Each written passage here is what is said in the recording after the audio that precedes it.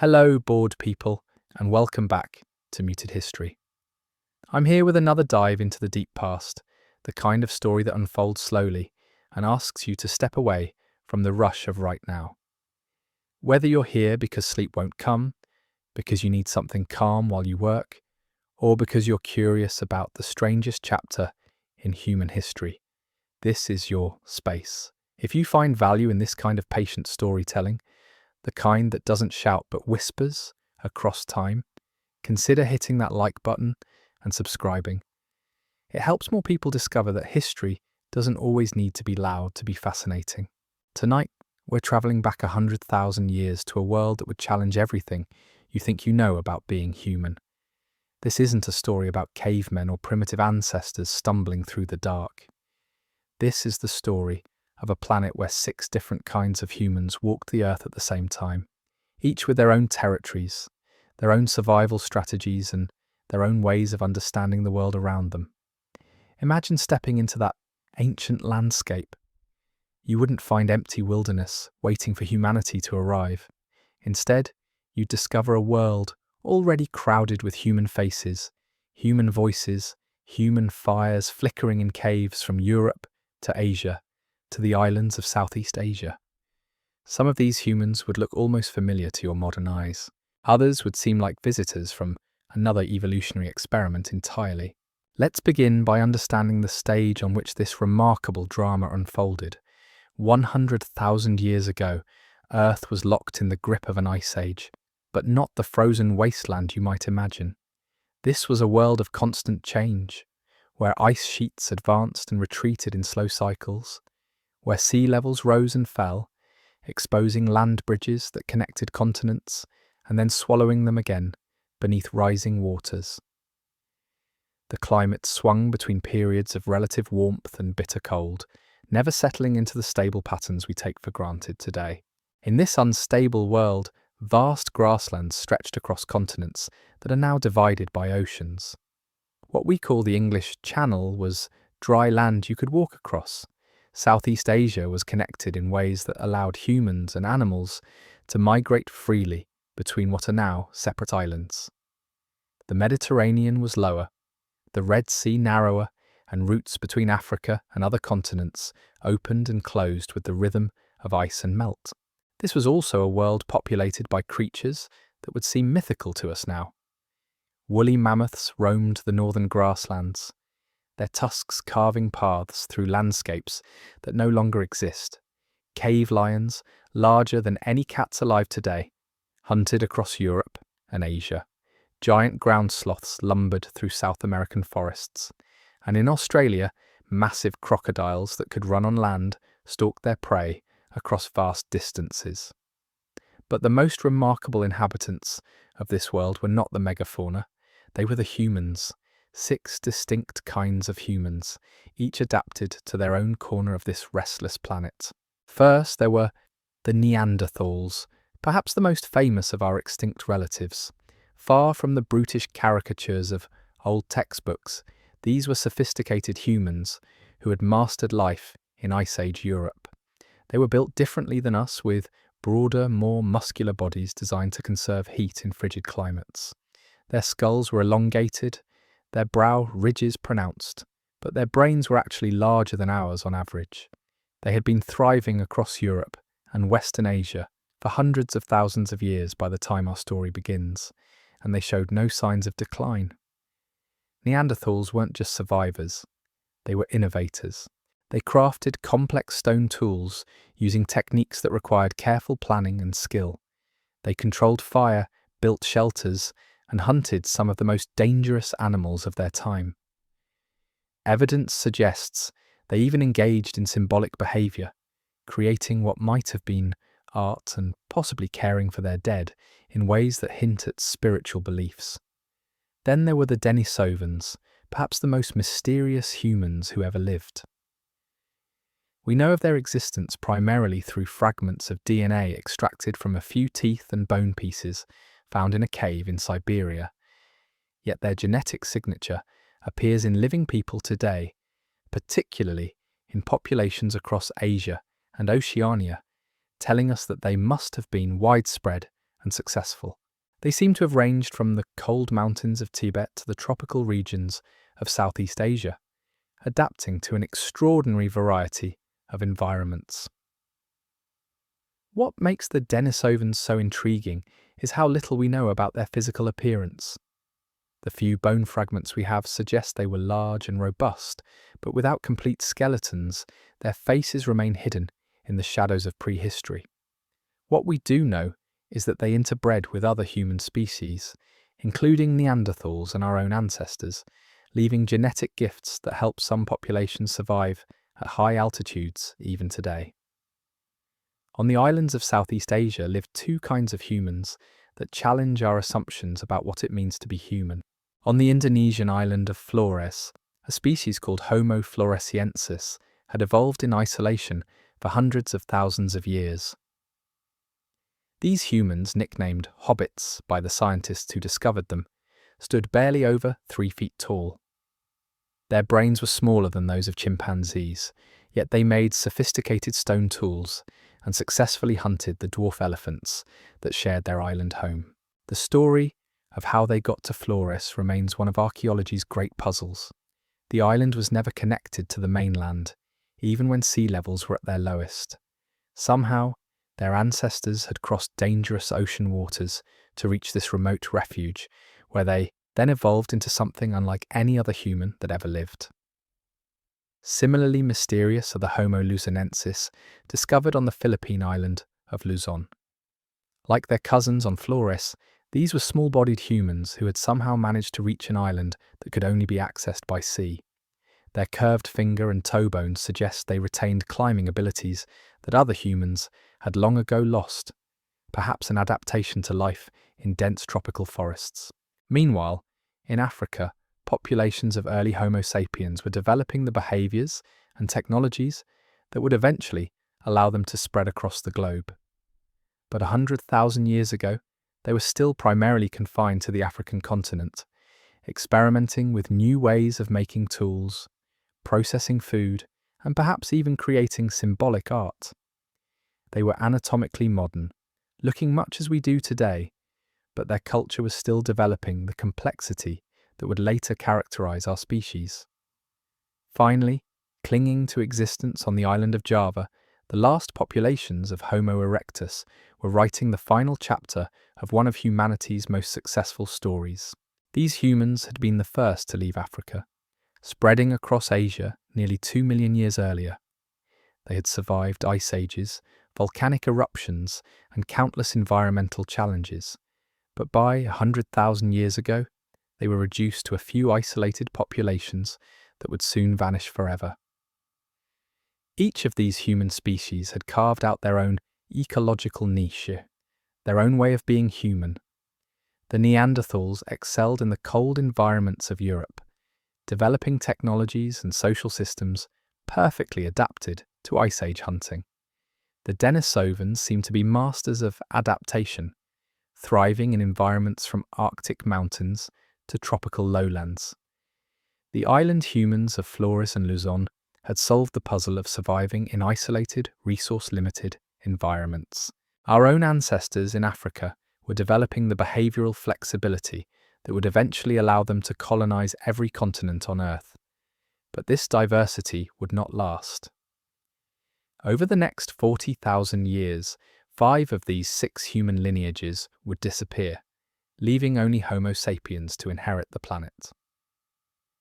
The story of why this happened, how these different kinds of humans lived and interacted, and what we can learn from their successes and failures, is a tale that challenges our most basic assumptions about human nature and our place in the natural world. This was a time when being human meant something different, depending on where you were born and which lineage you belonged to. It was a world where the familiar and the strange walked side by side, where our own ancestors were just one experiment among many in the grand laboratory of human evolution. As we continue this journey through deep time, we'll explore how each of these remarkable humans lived, what they ate, how they survived, and what ultimately determined which lineage would carry the story of humanity forward into the future. The question that haunts every paleoanthropologist is this: what was it actually like to wake up in a world shared by 6 different kinds of humans? Not the sterile version we reconstruct from fossils and stone tools, but the lived reality of breathing, thinking, feeling beings who had no idea they were part of some grand evolutionary experiment. Let's start with the most immediate concern of any human, then or now: staying fed. The world of 100,000 years ago was both abundant and treacherous when it came to finding your next meal. But each of our 6 human species had developed their own approach to this fundamental challenge, and these differences tell us something profound about the flexibility of human intelligence. In the frozen landscapes of Europe, Neanderthals had become masters of what we might call big game hunting. But this wasn't the chaotic spear-waving affair that Hollywood loves to portray. These were sophisticated predators who understood animal behavior with an intimacy that few modern humans can imagine. They knew where herds would gather in winter, which migration routes offered the best ambush opportunities, and how to coordinate group hunts that could bring down animals many times their size. Their hunting strategies were born from necessity. In the harsh European winters, plant foods became scarce or disappeared entirely. A successful mammoth hunt could feed a group for weeks, but it also meant risking everything on a single, dangerous encounter.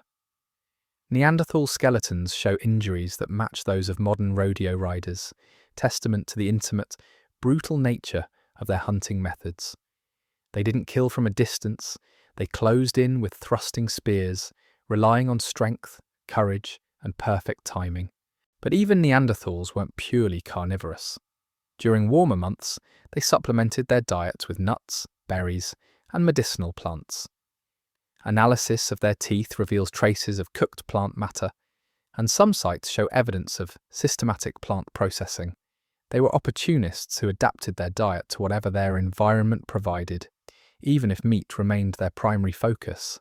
Meanwhile, in Africa, early Homo sapiens were pioneering what we now recognize as one of humanity's greatest survival strategies: dietary flexibility.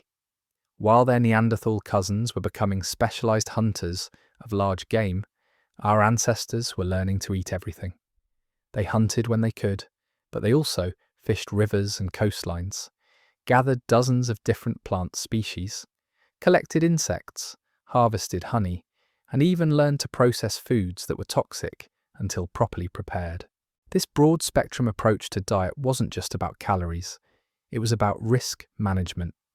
If the herds moved away or the hunt failed, there were always alternatives. If drought killed the plants, there were still tubers buried deep in the earth. If the rivers dried up, there were still insects and small animals to sustain a group through hard times. This dietary flexibility required an enormous amount of ecological knowledge, passed down through generations and refined by constant experimentation. In the tropical islands of Southeast Asia, the small-bodied humans faced a completely different set of challenges.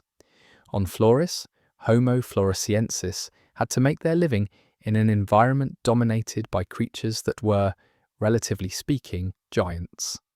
The dwarf elephants they hunted were still massive compared to their 3-foot frames. But size isn't everything. These diminutive humans developed hunting strategies that relied on intelligence rather than brute force. They crafted stone tools with remarkable precision, creating sharp points and cutting edges that could process even large carcasses efficiently. Evidence suggests they may have used fire not just for cooking and warmth, but as a hunting tool, driving animals into traps or areas where they could be more easily killed. Their success on Flores for hundreds of thousands of years proves that being small didn't mean being unsuccessful. Similarly, on Luzon, Homo luzonensis had adapted to life in dense tropical forests where large game was scarce. Their curved finger and toe bones suggest they retained climbing abilities that other humans had lost, allowing them to access food sources in the forest canopy that ground-dwelling humans couldn't reach. They likely ate a mix of fruits, nuts, small animals, and whatever marine resources they could access along the coastlines. The Denisovans remain frustratingly mysterious when it comes to diet and lifestyle. but their genetic legacy provides some clues. The fact that they successfully colonized environments from the frigid Tibetan Plateau to tropical Southeast Asia suggests they were remarkably adaptable. Different Denisovan populations likely developed very different survival strategies depending on their local environments. Those in the mountains may have hunted yaks and other high-altitude prey, while tropical populations might have relied more heavily on plant foods and marine resources. Finally, on the island of Java, the last populations of Homo erectus were practicing survival strategies that had served their species for nearly 2 million years. They were generalists who could adapt to changing environments, but they seemed to lack the innovative spark that characterized some of the other human species. Their stone tools remained relatively simple and unchanged for hundreds of thousands of years. This conservatism may have been their strength during stable times, but it might also have been their weakness when rapid adaptation became necessary. What's remarkable about this diversity is that it shows us there was no single right way to be human. Each species found their own solution to the puzzle of survival. Each developed their own relationship with their environment. The Neanderthals' mastery of cold climate hunting was just as valid an approach to being human as our ancestors' dietary flexibility or the island humans' adaptation to resource-limited environments. But diet was just one aspect of these different human lives. The way they organized their social groups, raised their children, and passed on knowledge reveals even more about the rich diversity of human experience 100,000 years ago. Neanderthal social groups seem to have been relatively small, probably consisting of extended families of 20 to 30 individuals. Their harsh environment meant that group cohesion was literally a matter of life and death. Evidence suggests they cared for injured and elderly group members, sometimes for years. Skeletons show signs of severe injuries that healed over time, indicating that someone was providing food and protection for individuals who couldn't contribute to the group's survival in traditional ways. This care for the vulnerable tells us something important about Neanderthal society. They weren't just efficient survival machines, they were beings capable of empathy and long-term commitment to others. The decision to keep feeding an injured group member through a harsh winter wasn't just compassionate, it was a sophisticated understanding that knowledge and experience had value beyond immediate physical contribution. In Africa, early Homo sapiens seem to have developed more complex social networks.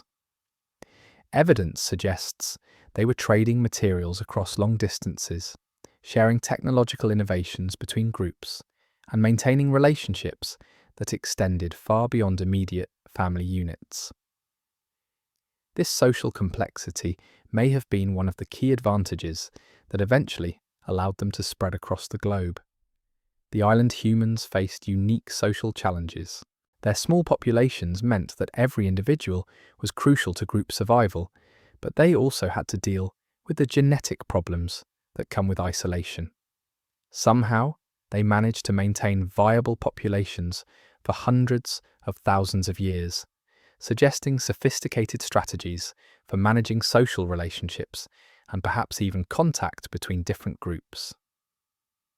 Perhaps most remarkably, several of these human species were beginning to engage in behaviors that suggest symbolic thinking and cultural transmission. This wasn't just about survival, it was about meaning. Neanderthals buried some of their dead, sometimes with what appear to be grave goods. They used pigments, possibly for body decoration. At one site in France, they built mysterious circular structures deep inside a cave, far from any practical purpose we can imagine. In Africa, early Homo sapiens were experimenting with personal ornaments, creating beads from shells, and using ochre pigments in ways that suggest more than just practical application. These behaviors hint at the emergence of culture as we understand it today, the transmission of ideas and practices that go beyond immediate survival needs. The island humans, despite their small brains, were also engaging in surprisingly sophisticated behaviors. They made complex tools, controlled fire, and successfully managed their island ecosystems for hundreds of thousands of years. Size, it seems, wasn't everything when it came to human intelligence and adaptability. What emerges from this picture is a world of remarkable human diversity, not just in appearance, but in ways of thinking, living, and understanding the world. Each species was conducting its own experiment in what it meant to be human, and each had found solutions that worked in their particular environment and circumstances. But this diversity was fragile.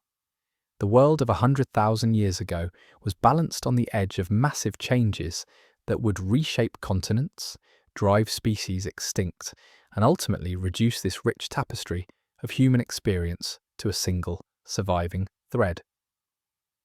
Understanding why some humans survived while others vanished is one of the most important questions in our species' history, and it's a question that has profound implications for how we understand ourselves today. As we'll see, the story of these 6 kinds of humans isn't just ancient history.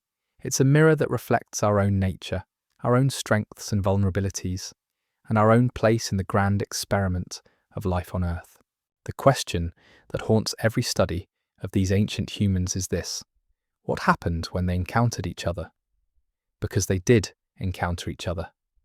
The world 100,000 years ago wasn't divided into neat territories with clear boundaries.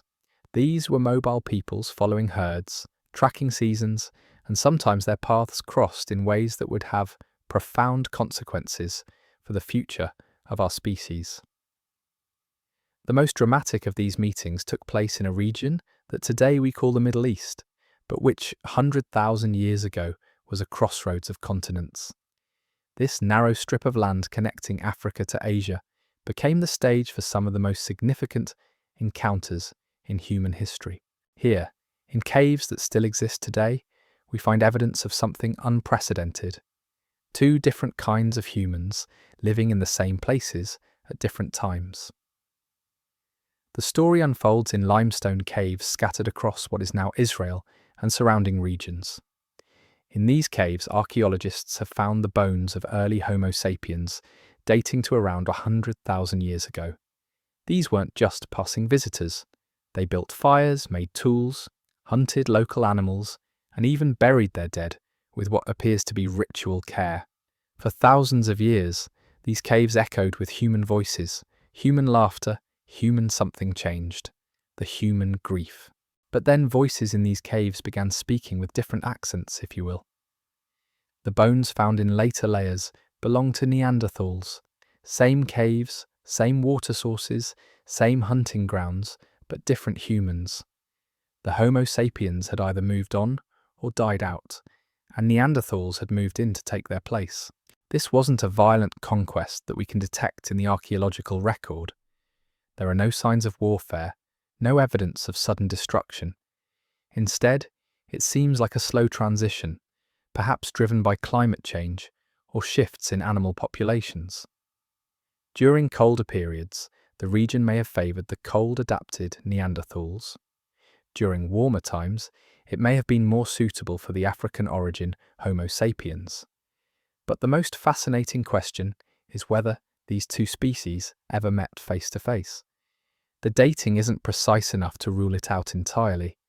There may have been brief periods when both kinds of humans were living in the same region, hunting the same animals, perhaps even aware of each other's presence.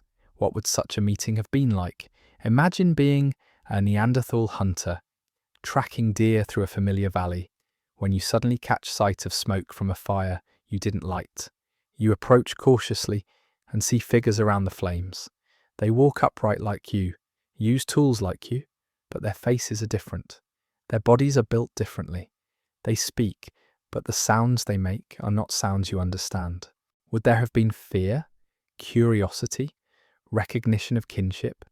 We can't know for certain, but we do know that when these species met in other times and places, the results were sometimes more intimate than we might expect. Genetic evidence shows us that Neanderthals and Homo sapiens did interbreed, leaving traces in our DNA that persist to this day. These weren't just chance encounters, they were relationships close enough to produce children. The story becomes even more complex when we consider the Denisovans.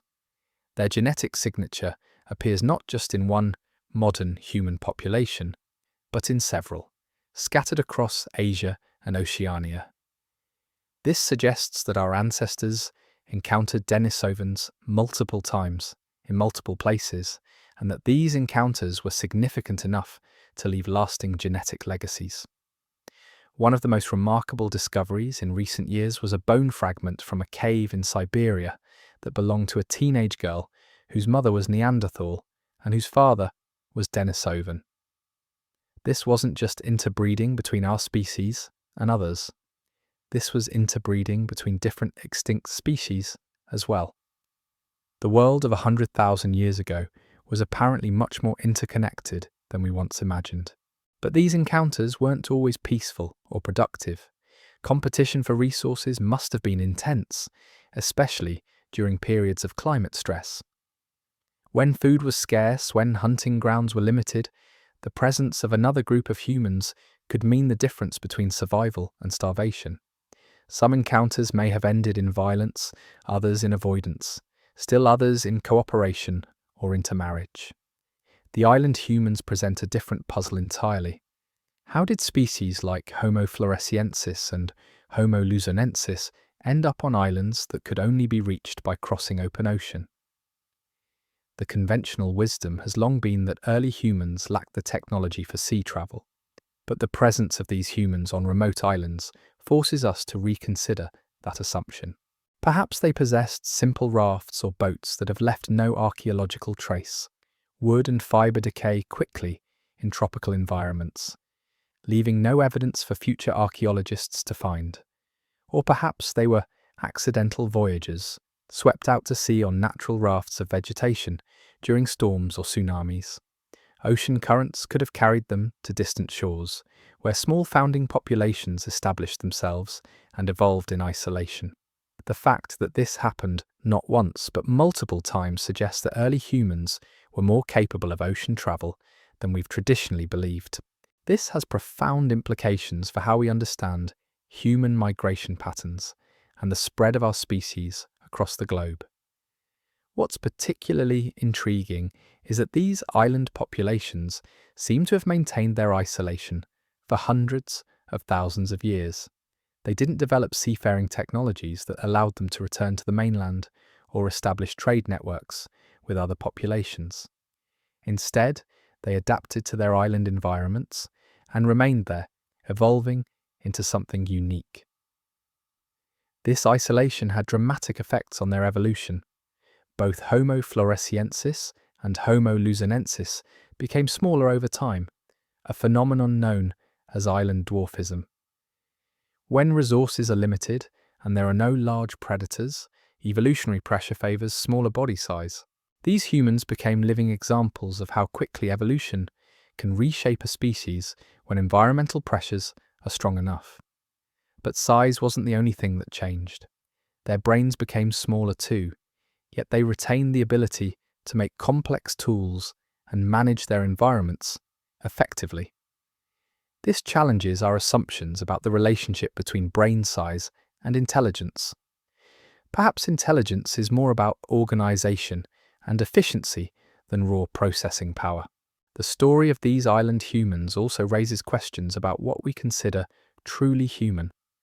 Homo floresiensis had brains smaller than those of chimpanzees, yet they controlled fire, made sophisticated tools, and survived for hundreds of thousands of years in a challenging environment. By any practical measure, they were successful humans, even if they don't fit our preconceptions about what humans should look like. Meanwhile, on the mainland of Asia, Homo erectus was writing the final chapter of one of evolution's great success stories. These humans had been the first to leave Africa, spreading across Asia nearly 2 million years earlier. They had survived ice ages, volcanic eruptions, and massive environmental changes. They had proven that humans could adapt to life far from their African origins. But by 100,000 years ago, Homo erectus populations were dwindling. Most had already been replaced by more recent human migrations, leaving only isolated populations clinging to existence in a few favourable locations. On the island of Java, the last communities were maintaining technologies and ways of life that had changed little for hundreds of thousands of years. This conservatism may have been both their strength and their weakness. Their simple but effective stone tools had served them well through countless generations. Their hunting and gathering strategies had proven sustainable over vast periods of time.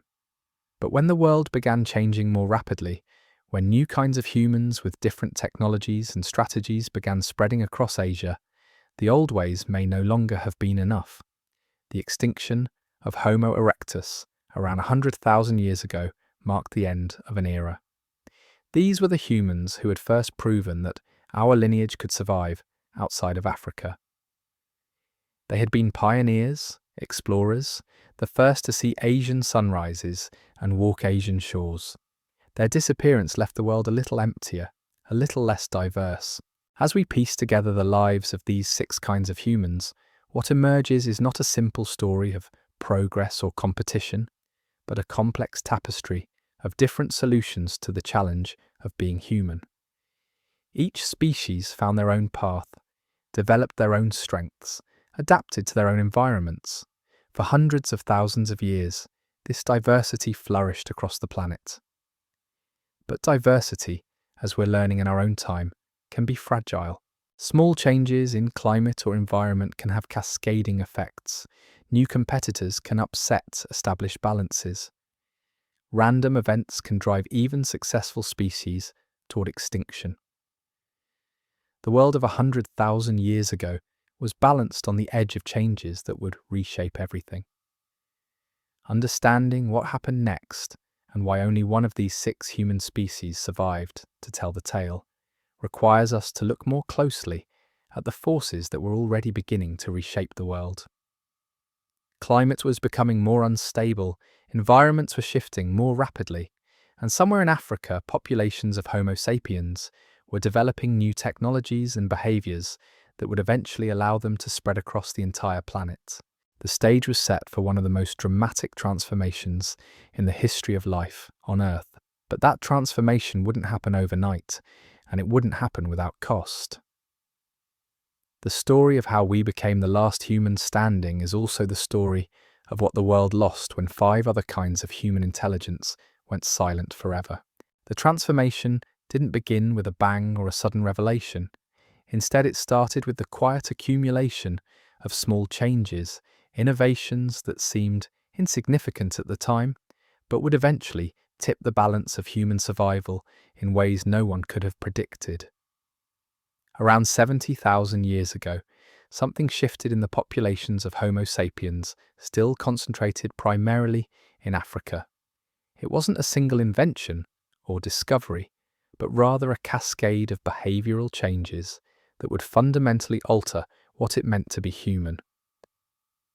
The most visible sign of this transformation appears in the archaeological record as an explosion of symbolic behaviour. Suddenly, or at least suddenly in archaeological terms, human sites across Africa began yielding evidence of a kind of thinking that went far beyond mere survival. Beads carved from shells and strung into necklaces, pieces of ochre, that rust-red mineral pigment carved with deliberate geometric patterns. Bone tools shaped not just for function, but apparently for form, polished and refined beyond what mere utility would require. This wasn't the first time humans had experimented with symbolism. We find scattered evidence of similar behaviours much earlier, reaching back over 100,000 years. But what was different about this period was the persistence and elaboration of these practices. Symbolic behaviour was no longer an occasional experiment. It was becoming a regular part of human life. People weren't just surviving, they were creating meaning. Perhaps more importantly, they were storing and transmitting that meaning across generations. The techniques for making complex stone tools became standardized and widespread. The methods for processing difficult foods like toxic tubers or bitter seeds were refined and taught. Knowledge wasn't just accumulated within individual minds, it was becoming cultural, shared across groups, and passed down through time. This cultural revolution had practical consequences that would prove decisive. Human groups could now learn from each other's successes and failures without having to rediscover everything from scratch. An innovation developed by one band could spread across vast distances through networks of contact and exchange. Survival strategies could be tested, refined, and improved upon by multiple generations working together across time. While this transformation was taking place in Africa, the other human species were facing their own challenges. Climate change was accelerating across the planet, driven by the complex orbital cycles that govern Earth's relationship with the Sun. Ice sheets were advancing in the north, deserts were expanding in many regions, and sea levels were dropping as more water became locked in glacial ice. For species like the Neanderthals, who had spent hundreds of thousands of years perfectly adapting to specific environments, these changes presented serious challenges. Their robust bodies and specialized hunting techniques had evolved for the cold grasslands and forests of Ice Age Europe. When those environments began shifting, when prey animals moved or disappeared, when familiar landscapes transformed into something else entirely, adaptation became a race against time. The Neanderthals weren't helpless in the face of these changes. Their archaeological record shows evidence of technological innovation and behavioral flexibility. They developed new hunting strategies, experimented with different food sources, and even began creating symbolic objects that suggest sophisticated thinking about identity and meaning, but these adaptations may have been too little, too late. Meanwhile, the small populations on remote islands were facing their own version of this crisis. Isolation, which had once been their protection, was becoming a vulnerability. When climate change affected their limited island ecosystems, there was nowhere to retreat, no neighbouring populations to trade with or learn from.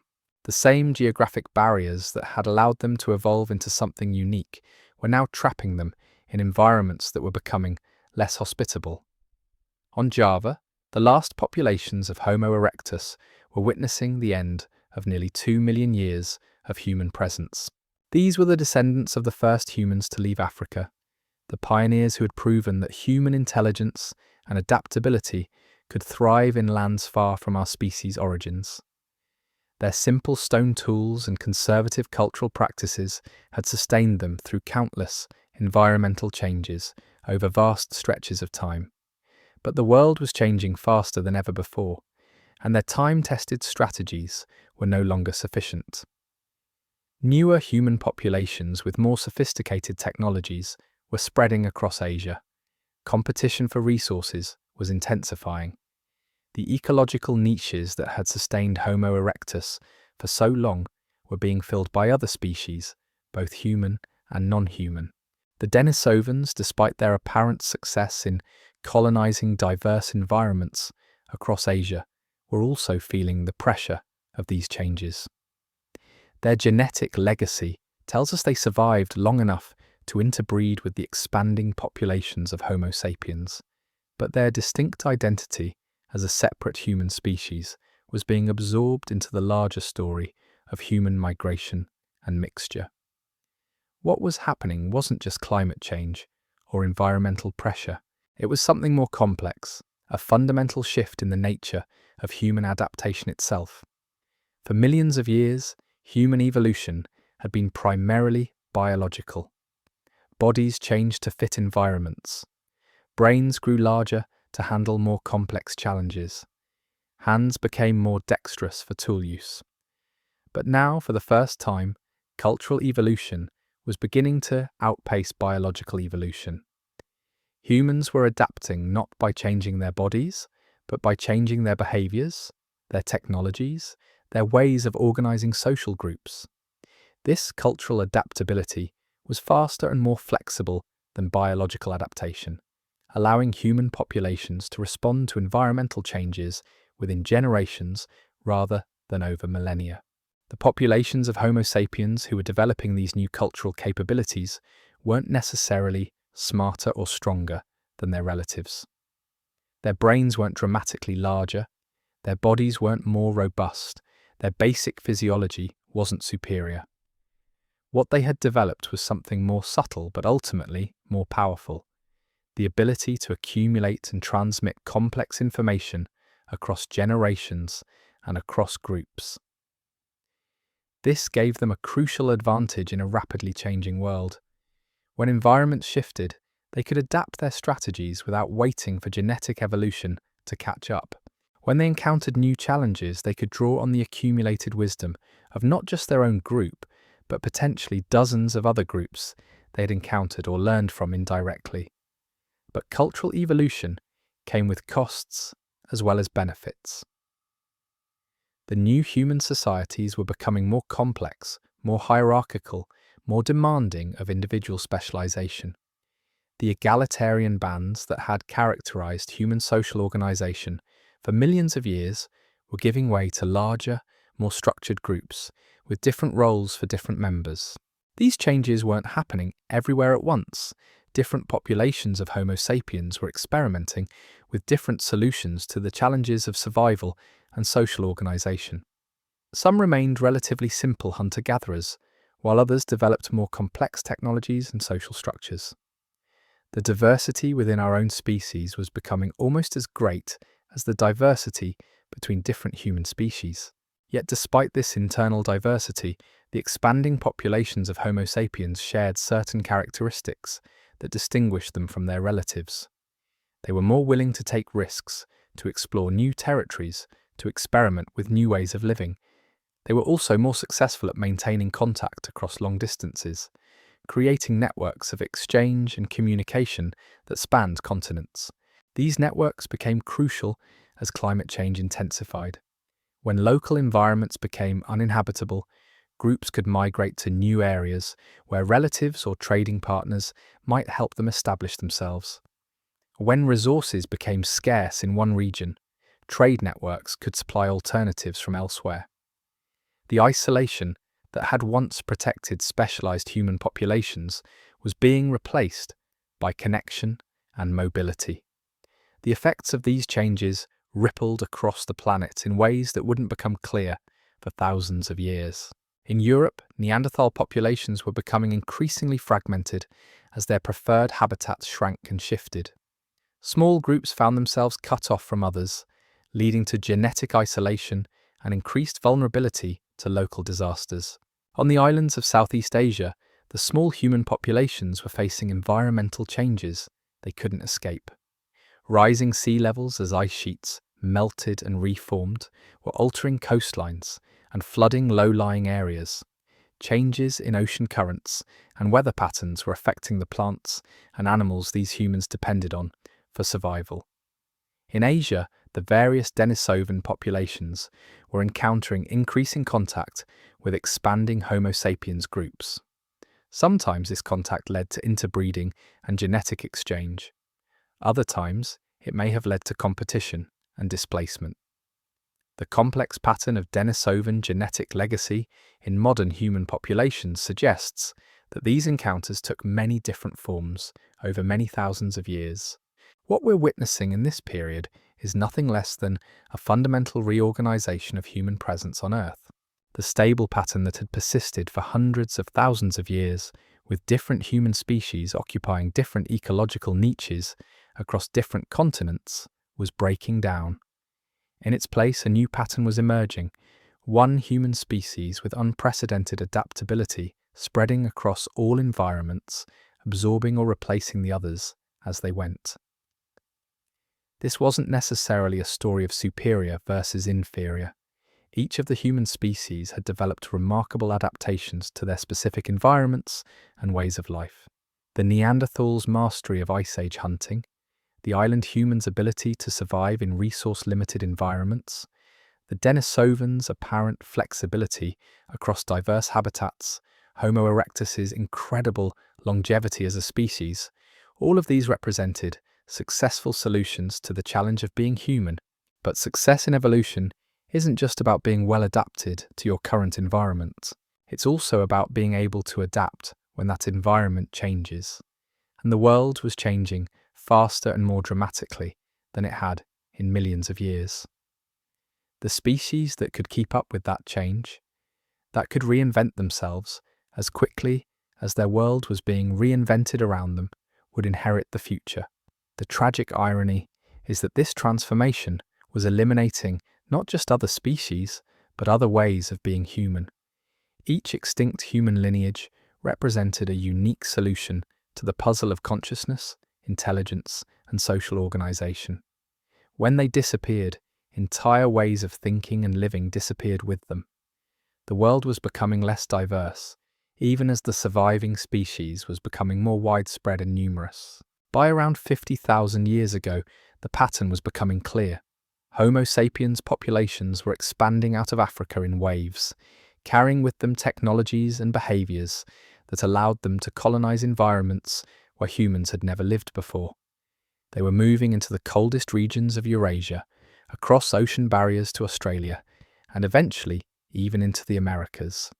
As they spread, the other human species were retreating into smaller and smaller refuges, their populations dwindling, their genetic diversity shrinking, their long evolutionary experiments coming to an end. Within another 20,000 years, Homo sapiens would be the only human species left on Earth. But this outcome wasn't inevitable, and it wasn't the result of some grand plan or superior destiny. It was the result of countless individual decisions, environmental changes, random events, and cultural innovations that happened to favor one lineage over others. In a slightly different world, with slightly different environmental pressures or cultural developments, the story might have ended very differently. The world we inherited, with its single surviving human species, is just one possible outcome from a much larger set of possibilities that existed 100,000 years ago. Understanding those other possibilities and why they didn't survive helps us understand not just our own history, but our own nature and our own responsibilities as the inheritors of a planet that was once home to many kinds of human minds. The silence left by those other voices is part of our story too. In learning about the humans who came before us and beside us, we're not just studying the past, we're exploring the full range of what it has meant and what it could mean to be human. As these waves of change swept across the planet, the daily lives of our 6 human species began to diverge in ways that would determine their ultimate fate. The morning routines, the hunting strategies, the ways they raised their children and passed on knowledge, all of these intimate details of existence were being shaped by forces much larger than any individual group could comprehend. In the caves of Europe, Neanderthal families were waking to a world that was becoming increasingly unpredictable. The herds they had followed for generations were shifting their migration routes as grasslands gave way to forests, or forests retreated before advancing ice. A successful hunt that might have fed a group for weeks was becoming harder to guarantee, forcing these master hunters to develop new strategies on the fly. But the Neanderthals weren't just passive victims of environmental change. Archaeological evidence from this period shows remarkable innovation and adaptability. They began experimenting with new types of stone tools, developing techniques for working with materials that previous generations had ignored. Some groups started incorporating more plant foods into their diets, learning to process roots and nuts that had once been considered emergency rations.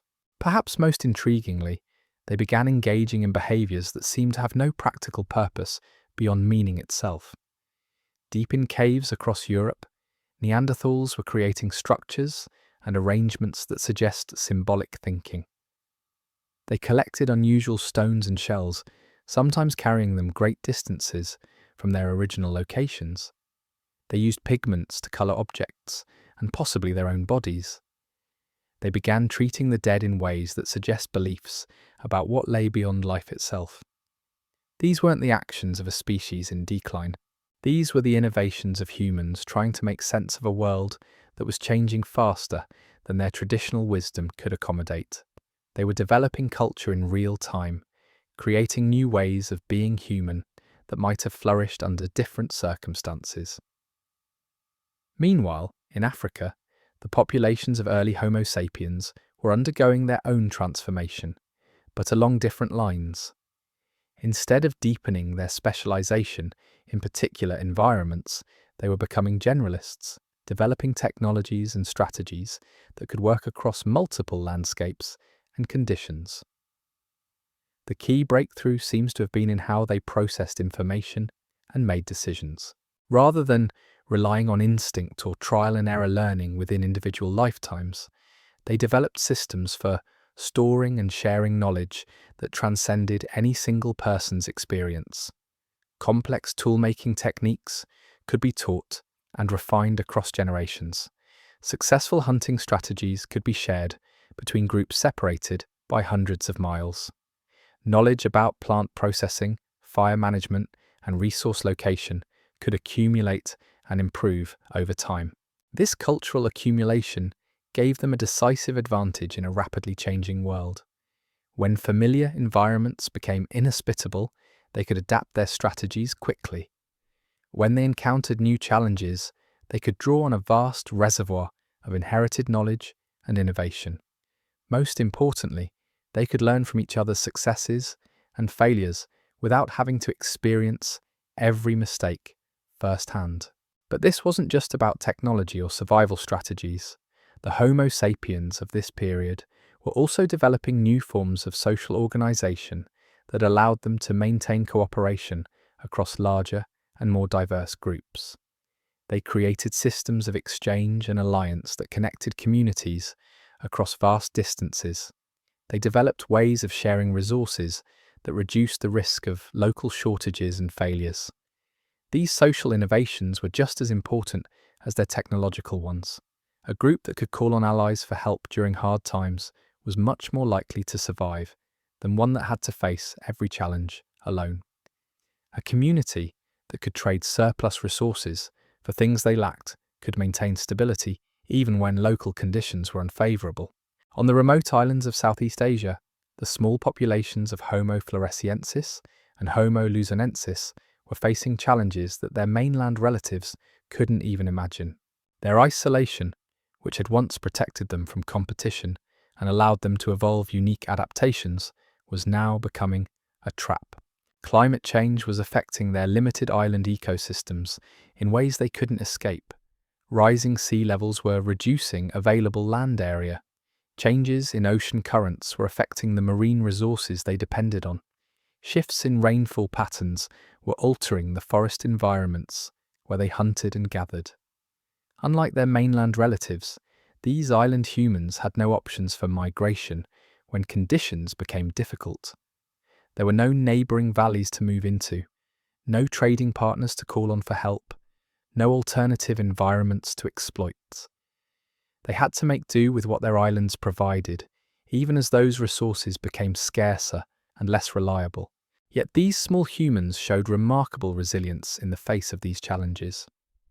Archaeological evidence suggests they began intensifying their use of available resources, developing new techniques for processing foods that had previously been considered inedible. They may have begun managing their forest environments more actively, encouraging the growth of useful plants and discouraging competitors.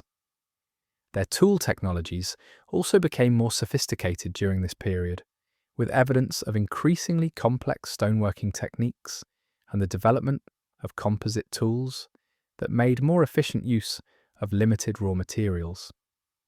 Despite their small brain size, they were demonstrating the same kind of cultural innovation that was appearing in other human populations around the world. But innovation has limits when you're working within the constraints of a small island ecosystem. No amount of technological sophistication could create new land when sea levels rose, or bring back extinct species when island ecosystems collapsed. The island humans were fighting a losing battle against forces beyond their control. In Asia, the various populations of Denisovans were experiencing the changes sweeping the continent in different ways. Their remarkable adaptability, which had allowed them to thrive in environments from Arctic mountains to tropical forests, was being tested by the rapid pace of environmental change and the increasing presence of expanding Homo sapiens populations. Some Denisovan groups seem to have responded by retreating into increasingly remote and specialized environments.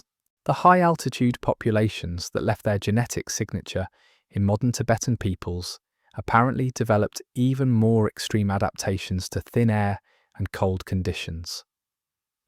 Other groups may have tried to compete directly with the incoming Homo sapiens, leading to conflicts whose outcomes we can only guess at from genetic evidence. But the most successful strategy for many Denisovan populations seems to have been integration rather than competition. The complex patterns of Denisovan ancestry in modern human populations suggest that these encounters often ended not in displacement but in intermarriage and cultural exchange.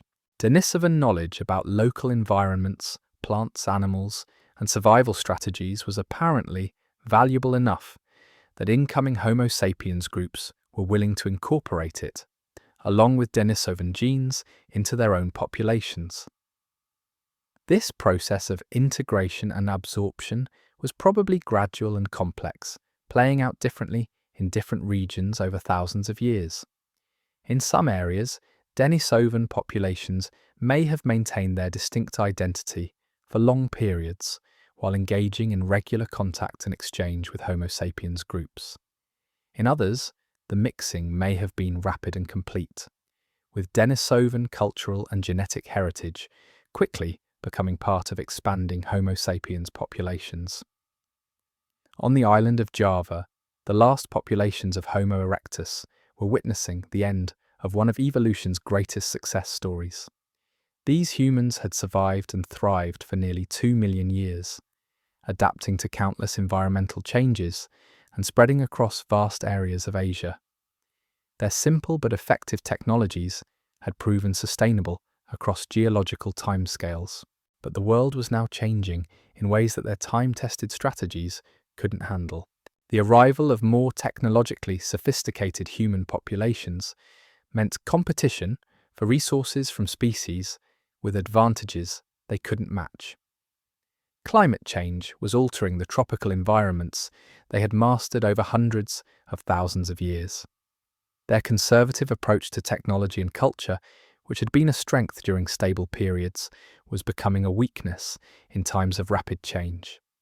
The final chapters of the Homo erectus story are written in the sediments of Javanese river terraces, where their bones appear for the last time in layers dating to around 108,000 years ago. After nearly 2 million years of success, the pioneers of human expansion beyond Africa were finally reaching the end of their remarkable journey. Their extinction marked more than just the loss of another human species. It represented the end of a particular way of being human, one that emphasized stability, continuity, and gradual adaptation over innovation and rapid change.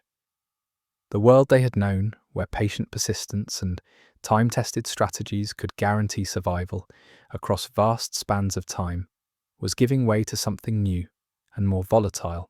As these changes accelerated across the planet, the stage was being set for the final act of this ancient drama.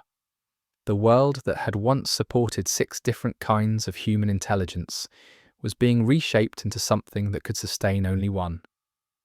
The question that haunts every study of this period is whether this outcome was inevitable or whether small changes in circumstances might have led to a very different ending. What we know for certain is that the survivors weren't necessarily the strongest, the smartest, or even the best adapted to their environments. They were the ones who could change fastest when change became necessary, who could maintain connections when isolation meant extinction, who could innovate when innovation was required for survival. The tragedy is that this transformation eliminated not just individual populations, but entire ways of understanding what it meant to be human.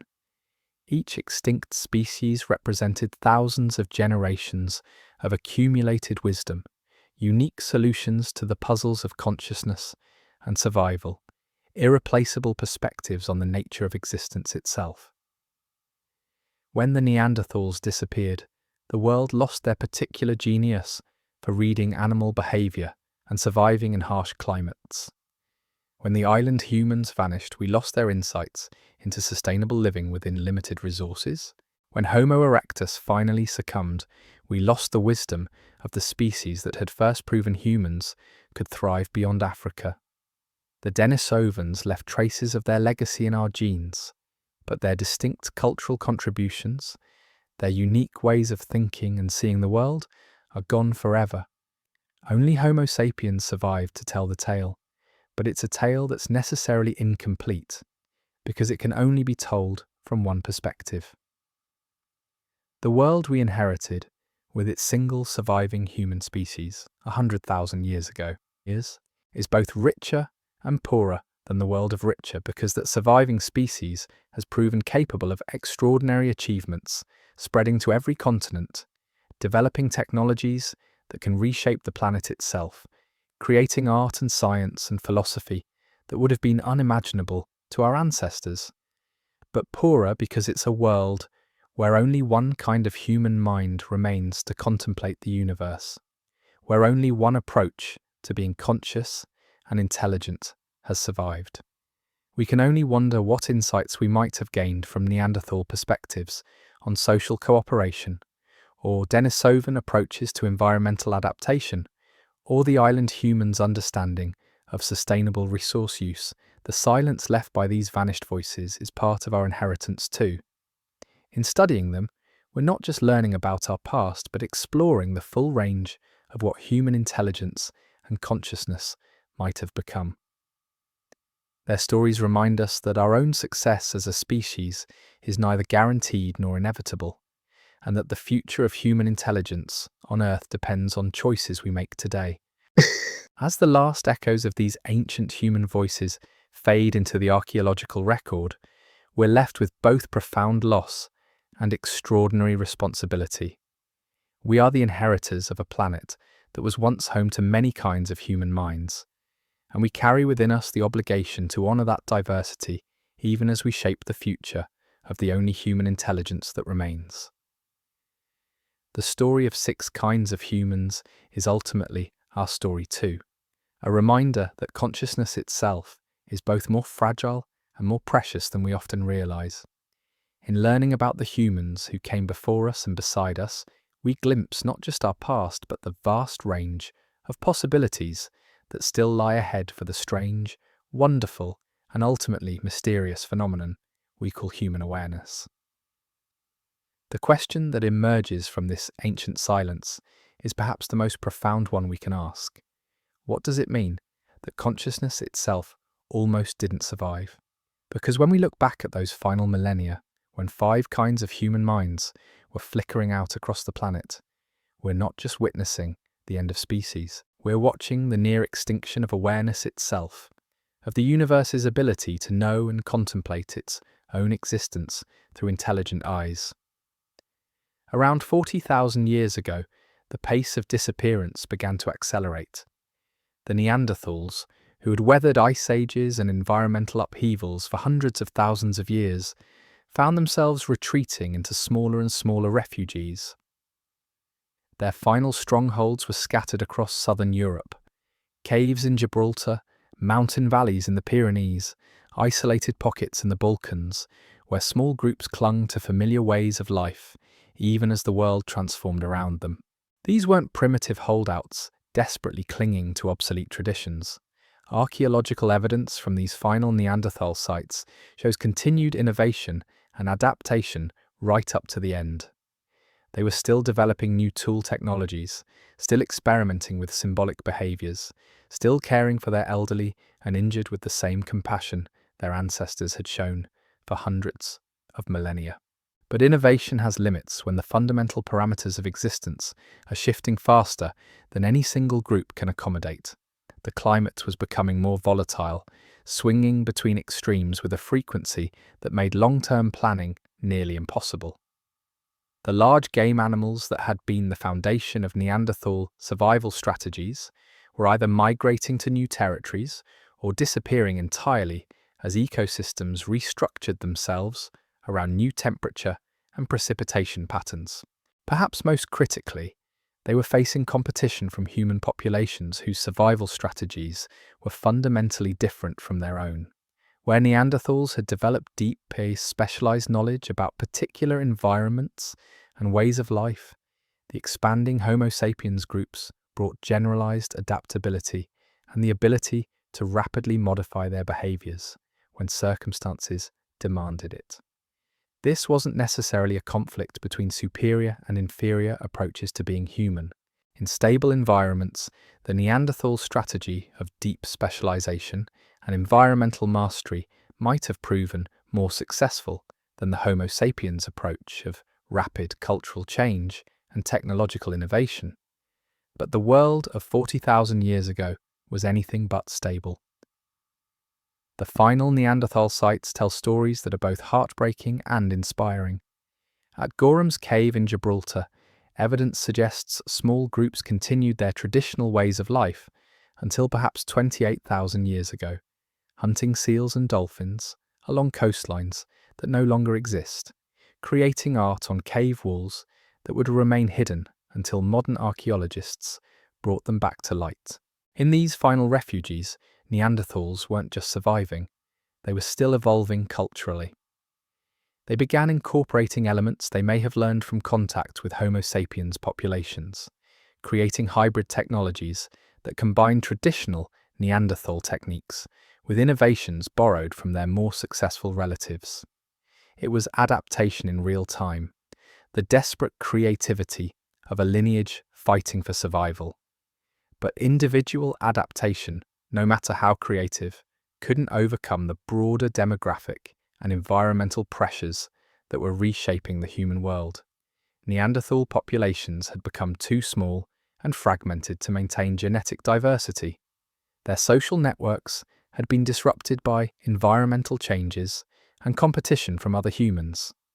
The accumulated cultural knowledge that had sustained them for hundreds of thousands of years was becoming harder to transmit as communities became smaller and more isolated. When the last Neanderthal died, perhaps in a Spanish cave, perhaps on a Mediterranean shore, perhaps in some mountain valley whose name we'll never know, the universe lost a unique way of understanding itself. Their particular approach to consciousness, their specific way of processing sensory information and making sense of existence, vanished forever. Meanwhile, on the islands of Southeast Asia, the final chapters of even older human stories were being written. Homo floresiensis, the tiny humans who had survived in isolation on Flores for hundreds of thousands of years, were facing environmental pressures they couldn't escape or adapt to quickly enough. Volcanic eruptions, one of the constant hazards of life in geologically active Indonesia, may have delivered the final blow to populations already stressed by climate change and resource scarcity. The last evidence of these remarkable humans dates to around 50,000 years ago, meaning they disappeared just as Homo sapiens populations were beginning to spread across the region. Whether they ever encountered each other directly remains unknown, but the timing suggests that the arrival of more competitive human populations may have been the final pressure that pushed the island humans toward extinction. Their disappearance represents the loss of something unprecedented in the history of consciousness, a form of human intelligence that had evolved to thrive within severe resource constraints. These humans had developed sustainable relationships with their island environments that lasted for geological timescales. They had proven that human consciousness didn't require large brains or complex technologies to be successful and enduring. When they vanished, the world lost not just a species, but a demonstration that there were alternative pathways for the evolution of intelligence itself. Their small brains and simple tools had supported rich inner lives and complex social relationships for hundreds of thousands of years. They had been proof that consciousness could take forms we barely understand and still thrive. On Luzon, Homo luzonensis faced similar pressures and met a similar fate. Their climbing-adapted bodies and forest-dwelling lifestyle had evolved over hundreds of thousands of years of island isolation. They had developed their own unique solutions to the challenges of being human in a resource-limited environment, their own ways of understanding and navigating their world. But like their cousins on Flores, they couldn't adapt fast enough to the accelerating pace of environmental change. Their small populations had no buffer against disasters, no network of allies to call upon during difficult times. When their island ecosystems began to collapse under the pressure of climate change and possibly human competition, there was nowhere to retreat and no way to recover. The extinction of these island humans marked the end of some of the most remarkable experiments in human evolution. They had proven that our lineage could adapt to extreme isolation and resource scarcity, that human intelligence could find ways to thrive even under conditions that seemed impossibly limiting. Their success over such vast spans of time demonstrated resilience and adaptability that rivaled anything achieved by their mainland relatives.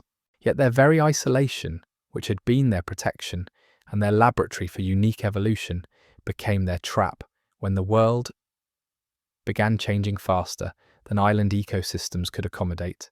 They remind us that survival isn't just about individual fitness or even species adaptability. It's also about being connected to networks large and diverse enough to weather catastrophic changes.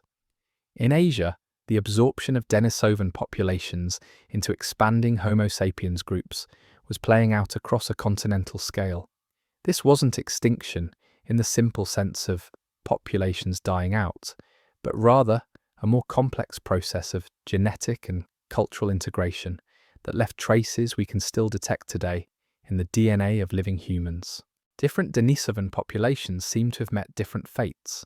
Some may have been displaced by competition with incoming Homo sapiens groups. Others appear to have integrated so completely with the newcomers that their distinct identity disappeared, even while their genetic contributions persisted. Still others may have retreated into increasingly remote environments, where they maintained their independence for thousands of years before finally succumbing to demographic and environmental pressures. The high-altitude Denisovan populations that contributed genetic adaptations to modern Tibetan peoples may have been among the last to maintain their distinct identity. Their specialized adaptations to extreme elevation and thin air gave them a refuge that incoming Homo sapiens couldn't initially exploit effectively. But even these advantages were temporary.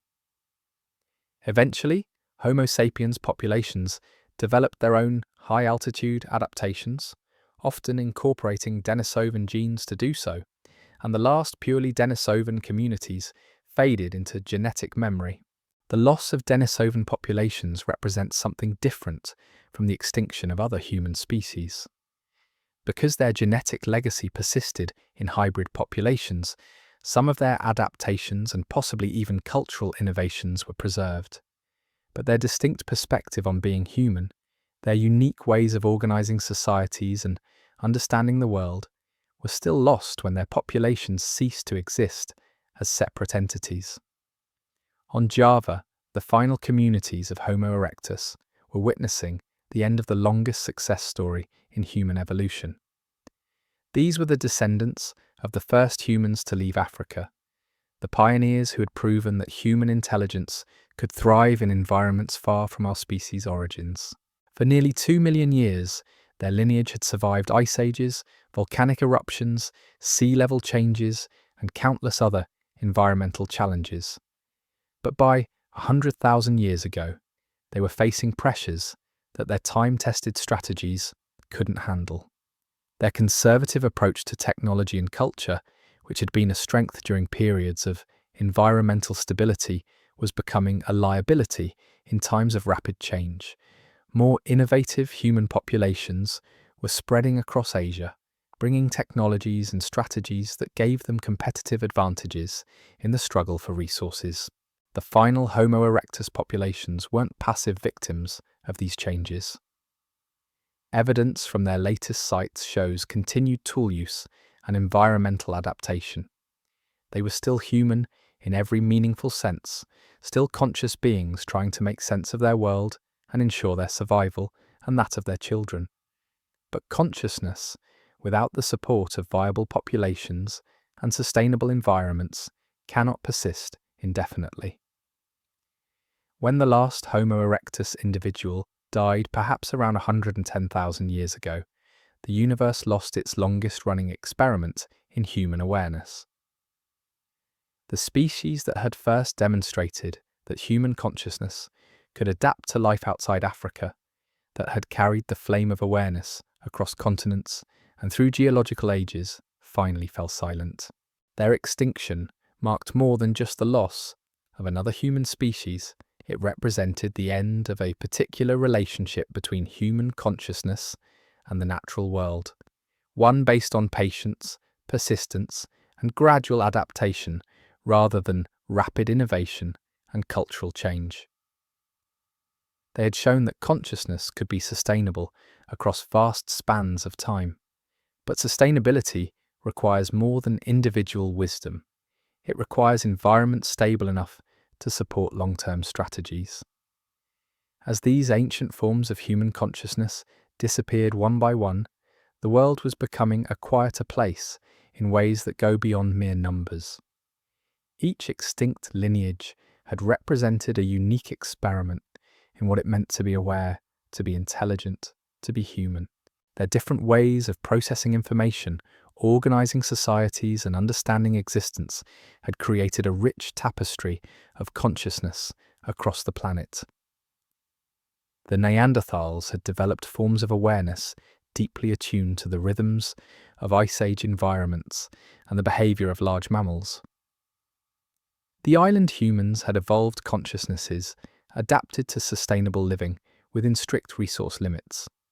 The Denisovans had apparently mastered forms of awareness that could thrive across an extraordinary range of environmental conditions. Homo erectus had maintained stable forms of consciousness across geological timescales. When these different experiments in awareness ended, the universe didn't just lose biological diversity, it lost cognitive diversity. Ways of thinking, perceiving, and understanding that had evolved over hundreds of thousands of years vanished in what amounts to an instant in evolutionary time. The remaining human consciousness, our own lineage, inherited a planet whose mental landscape had been dramatically simplified. This cognitive extinction represents one of the most profound losses in the history of life on Earth. Unlike the extinction of non-human species, which eliminates particular ways of experiencing the world, but leaves human consciousness to remember and mourn them, the extinction of other human species eliminated entire approaches to consciousness itself. There was no one left to remember what it felt like to think like a Neanderthal, or perceive the world through Denisovan senses. Yet perhaps the most haunting aspect of this ancient tragedy is how close it came to eliminating consciousness entirely. The populations of Homo sapiens that survived this bottleneck period were themselves small and fragmented, scattered across Africa and just beginning to spread into other continents.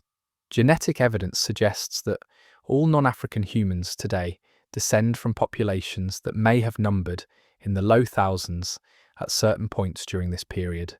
If climate change had been slightly more severe, if volcanic eruptions had been more frequent, if any number of other environmental or demographic factors had shifted just slightly, our own lineage might have joined the others in extinction. The universe might have lost its capacity for self-awareness entirely, at least in this corner of the cosmos. The fact that consciousness survived at all, that awareness persisted through this bottleneck to eventually spread across the entire planet, represents one of the most improbable and precious outcomes in the history of life. We exist today not because our ancestors were necessarily superior to their relatives, but because they were lucky enough to develop adaptations that happened to be suited to the particular challenges they faced during this critical period. This realization should inspire both humility and responsibility. We are not the inevitable result of evolutionary progress, but the improbable survivors of an ancient catastrophe that eliminated most forms of human consciousness from the planet. The awareness we carry within us is precious not just because it allows us to contemplate the universe, but because it's all that remains of what was once a much richer and more diverse landscape of consciousness. In studying these vanished humans, we're not just learning about our past, we're exploring the full range of what consciousness can become and what it can lose. Their stories remind us that awareness itself is fragile, that the flame of consciousness that burns within each human mind is part of a much larger story that includes both profound loss and remarkable survival. The silence left by these ancient voices is part of our inheritance. We carry within us not just the genes and cultural innovations of our direct ancestors, but also the responsibility to honour the memory of the consciousnesses that didn't survive. In learning about the Neanderthals, the Denisovans, the island humans, and Homo erectus, we glimpse not just what was lost, but what consciousness itself can achieve when given the chance to evolve and flourish. Their disappearance teaches us that consciousness is not a given, that awareness is not guaranteed, that the universe's ability to know itself through intelligent beings is both more precious and more vulnerable than we often realize. We are the inheritors of a conversation between mind and cosmos that was nearly cut short 50,000 years ago, and it's our responsibility to ensure that this conversation continues. The world of 100,000 years ago, with its 6 kinds of human consciousness, represents both what was lost and what was possible. In understanding that world, we better understand our own place in the ongoing story of awareness in the universe, and our own responsibility to nurture and protect the flame of consciousness that has been passed down to us through countless generations of survivors. As the last of these ancient human voices faded into silence, they left behind more than just bones and stones. They left questions that still echo through time, challenges that still confront us today, and a profound reminder that consciousness itself, this strange and wonderful ability to know, to think, to wonder about our place in the cosmos, is both the most remarkable achievement of evolution and its most fragile creation. Looking ahead from that moment of near extinction, we find ourselves confronting an uncomfortable truth about our own success story. The Homo sapiens who survived that ancient bottleneck weren't necessarily more intelligent, more moral, or more deserving than their vanished relatives. They were simply better adapted to a world of rapid change. And perhaps more importantly, they were extraordinarily lucky.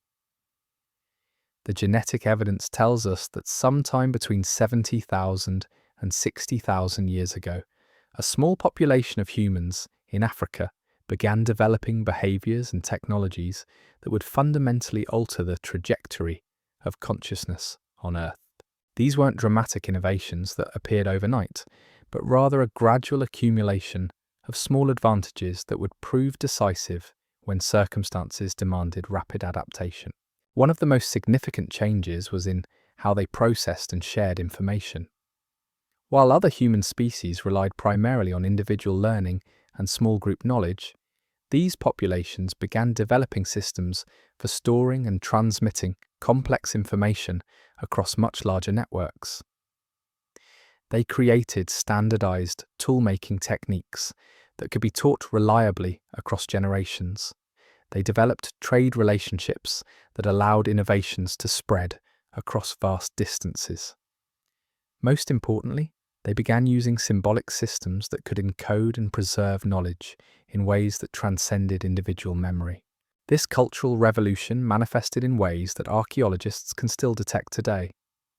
Sudden appearances of sophisticated bone tools, carefully crafted jewelry, and systematic use of pigments suggest populations that were not just surviving, but actively creating meaning and beauty in their lives. These weren't luxury items created during periods of abundance, but integral parts of survival strategies that relied on social cooperation and shared identity. The timing of these innovations coincided with another crucial development: the mastery of long-distance migration. Unlike their relatives who had adapted to specific environments over hundreds of thousands of years, these human populations developed the behavioral flexibility to rapidly colonize entirely new ecosystems. When climate change made their familiar territories uninhabitable, They didn't retreat into isolated refuges. They moved into new lands, carrying their adaptable technologies and social systems with them. This mobility wasn't just physical, it was cognitive. They developed mental frameworks that allowed them to quickly assess new environments, identify useful resources, and modify their strategies based on local conditions. Where Neanderthals might spend generations learning the subtle patterns of a particular forest or grassland, these humans could establish themselves in unfamiliar territories within a few seasons. The first major test of these new capabilities came around 65,000 years ago, when populations began moving out of Africa and into the Middle East. This wasn't humanity's first attempt to colonize these regions. As we've seen, earlier waves of human migration had reached the Levant over 100,000 years earlier, but those earlier attempts had failed to establish lasting populations, retreating or disappearing when environmental conditions shifted. This time was different. The human groups carrying these new behavioral innovations didn't just occupy favorable territories and hope conditions would remain stable. They developed strategies for maintaining population connections across vast distances, creating networks of mutual support that could weather local disasters. When resources became scarce in one area, people could move to regions where relatives or allies might help them establish themselves. Perhaps most critically, they had developed technologies and social systems that allowed them to exploit resources that other human species couldn't access effectively.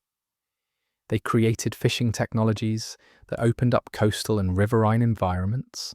They developed hunting strategies that could target smaller, more diverse prey when large game became unavailable. They learned to process plant foods that were toxic or indigestible without proper preparation, vastly expanding the range of environments they could inhabit. These advantages became decisive as they encountered the established human populations that had been living in Eurasia for hundreds of thousands of years. The archaeological record from this period is complex and often ambiguous, but it suggests a variety of different outcomes when these populations met. Sometimes there was direct competition, with the newcomers gradually displacing established groups through superior access to resources or more effective survival strategies. But often, the interaction was more complex than simple replacement. Genetic evidence shows that these expanding populations frequently interbred with the humans they encountered, incorporating not just genes, but potentially knowledge and cultural innovations from their new neighbours. The Neanderthal ancestry present in modern non-African populations tells us that these encounters sometimes resulted in lasting relationships and cultural exchange. Yet even successful interbreeding ultimately contributed to the disappearance of distinct human species. When populations mix extensively over time, the smaller groups are gradually absorbed into the larger ones, their unique characteristics diluted until they disappear entirely.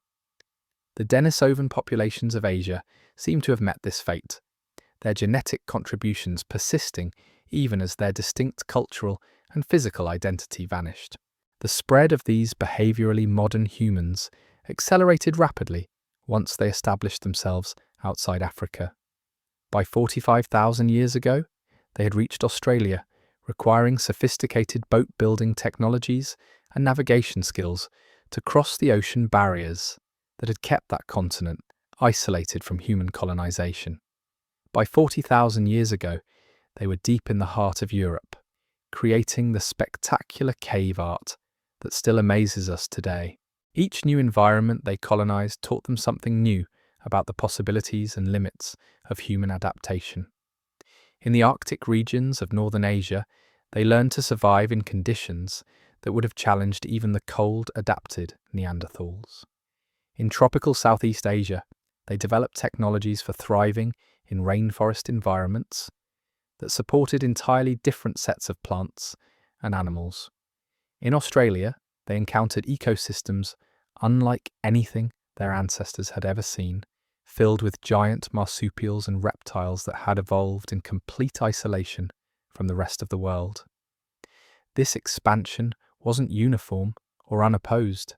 Climate change continued to reshape environments faster than any species could easily accommodate. Volcanic eruptions periodically devastated entire regions, forcing populations to abandon territories they had occupied for thousands of years.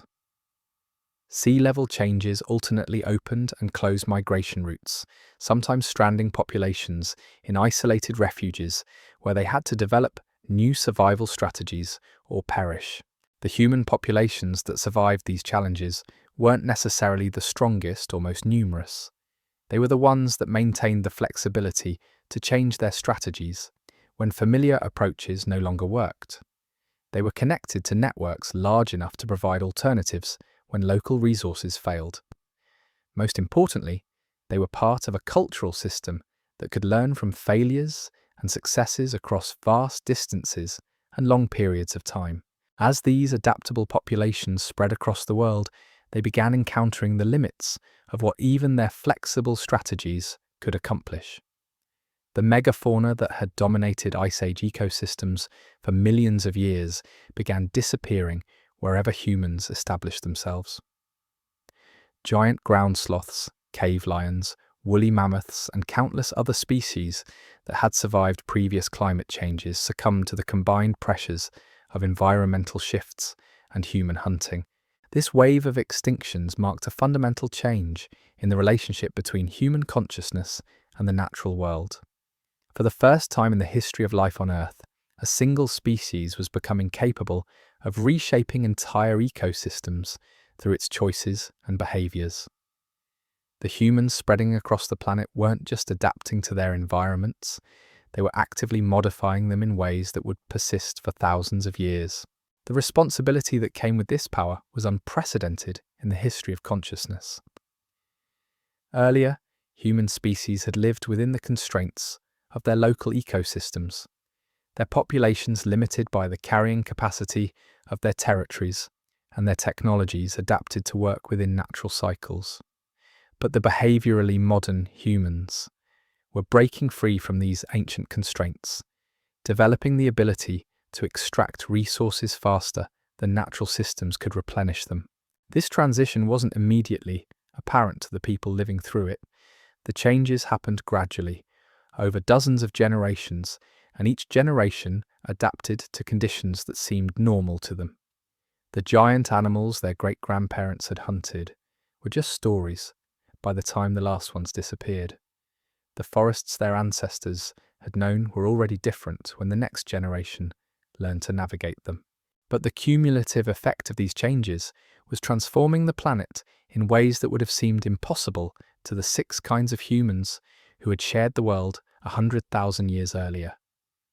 The stable ecosystems that had supported Neanderthal populations for hundreds of thousands of years were disappearing. The island environments where small human species had thrived in isolation were being connected to larger networks of human activity. The vast grasslands that had sustained Homo erectus across geological timescales were being converted to support entirely different communities of plants and animals. By 30,000 years ago, the world had become recognizably modern in ways that would have been alien to earlier human species. Homo sapiens populations were established on every continent except Antarctica. Their technologies and social systems adapted to environments from Arctic tundra to tropical rainforests. They had developed art, music, and symbolic systems of extraordinary complexity, creating cultural innovations that could preserve and transmit knowledge across vast spans of time and space. Yet this success came at an enormous cost in terms of the diversity of human consciousness.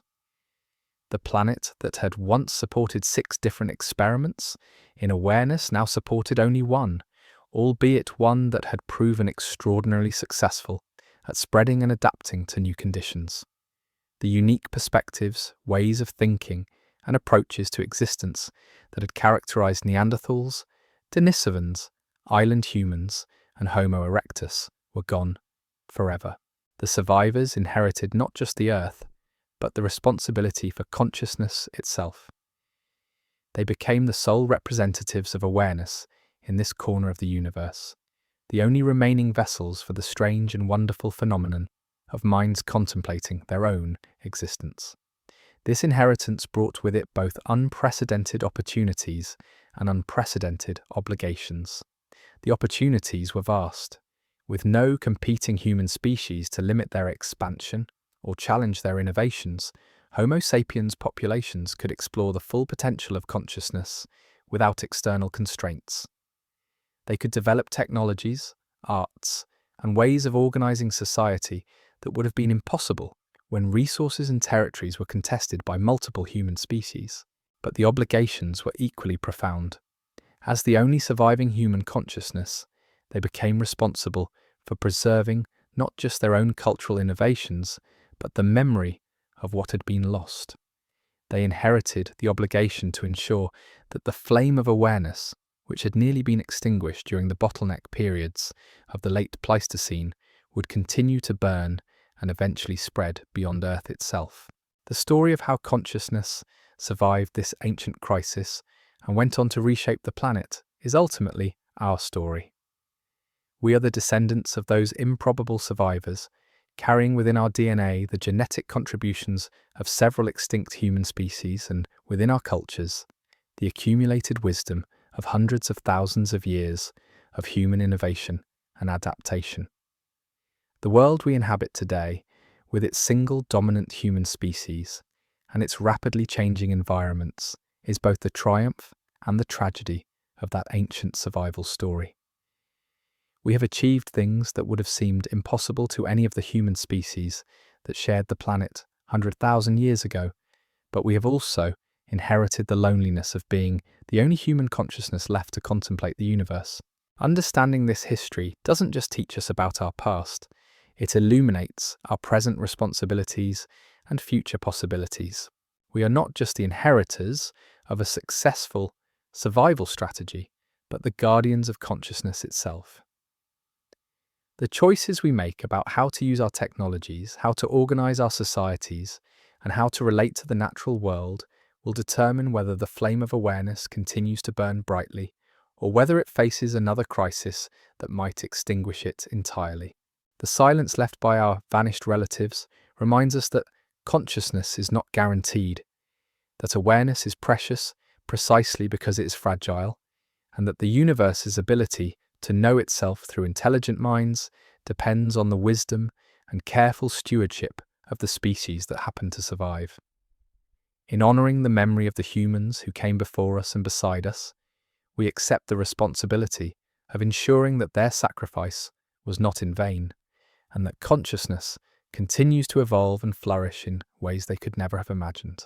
The question that emerges from this ancient story is not just how we survived, but what we will do with the survival we inherited.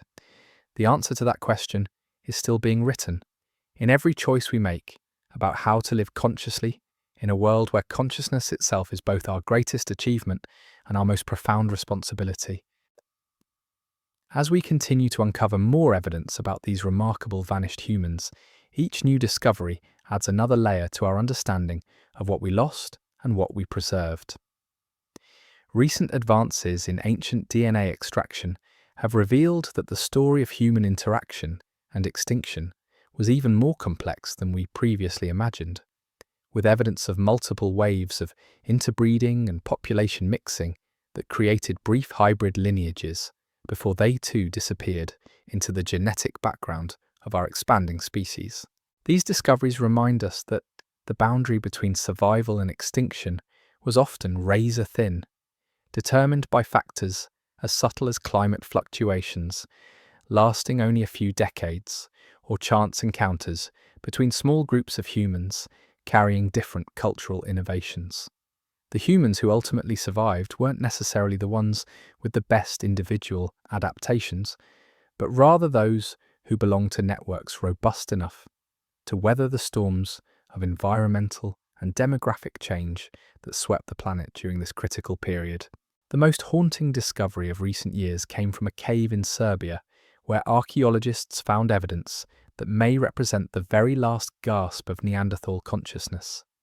In layers dating to just 28,000 years ago, they uncovered tools and bone fragments that suggest a tiny population had somehow survived thousands of years longer than their relatives elsewhere in Europe.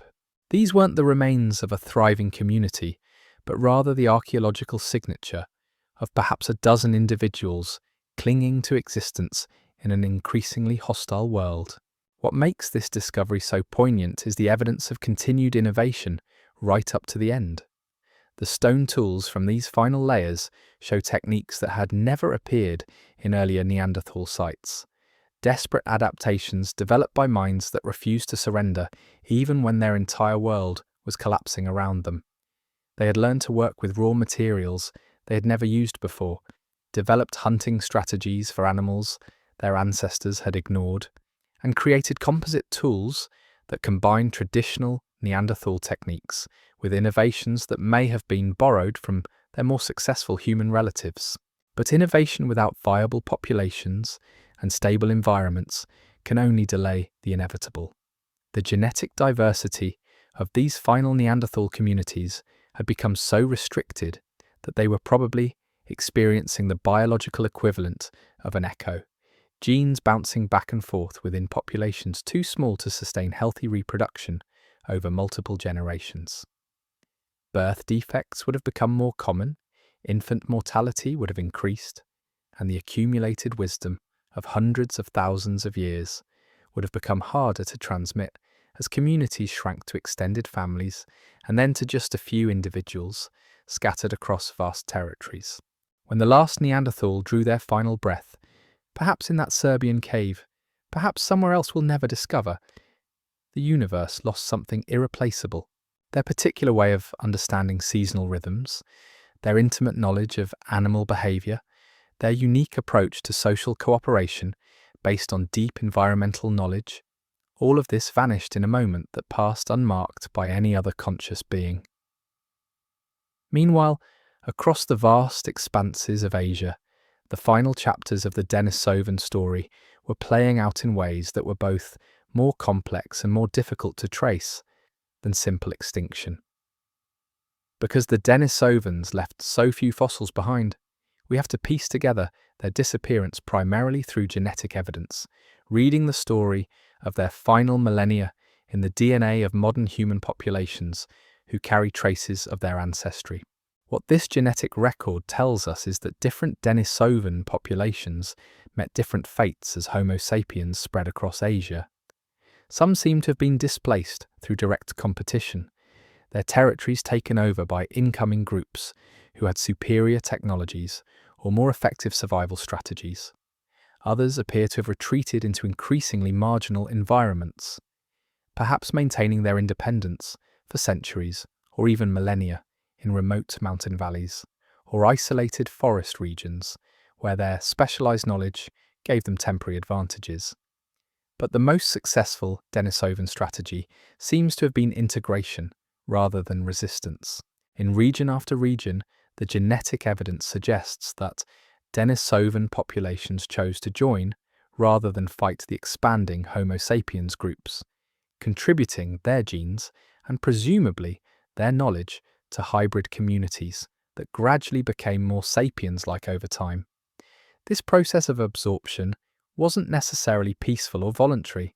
Population genetics can't tell us whether these genetic exchanges resulted from consensual relationships or from more coercive circumstances. What it can tell us is that Denisovan genetic contributions were substantial enough and widespread enough that they must have involved significant numbers of individuals over extended periods of time. The high-altitude populations that contributed the EPA1 gene to modern Tibetan peoples may have been among the last purely Denisovan communities to maintain their distinct identity. Their specialized adaptations to extreme elevation gave them a refuge that incoming Homo sapiens couldn't initially exploit effectively. For thousands of years, these mountain-dwelling humans may have maintained their own languages, their own cultural traditions, their own ways of understanding the thin air world of the highest plateaus. But even these advantages were temporary. Eventually, Homo sapiens populations developed their own high-altitude adaptations, often incorporating Denisovan genes to do so, and the last purely Denisovan communities were either absorbed into the larger human population or faded away in isolation. By around 40,000 years ago, Denisovan populations as distinct entities had disappeared, leaving behind only genetic traces and the tantalizing mystery of what their cultures and consciousnesses might have been like. The disappearance of the Denisovans represents a particular kind of loss in the history of human consciousness. Unlike the Neanderthals, whose distinct physical and cultural characteristics we can study through fossils and archaeological sites, or the island humans whose unique adaptations we can reconstruct from their bones and tools, the Denisovans remain largely invisible to us.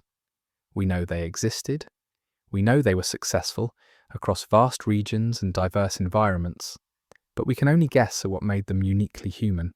Their genetic legacy tells us they were masters of adaptation, capable of thriving in environments from Arctic mountains to tropical forests.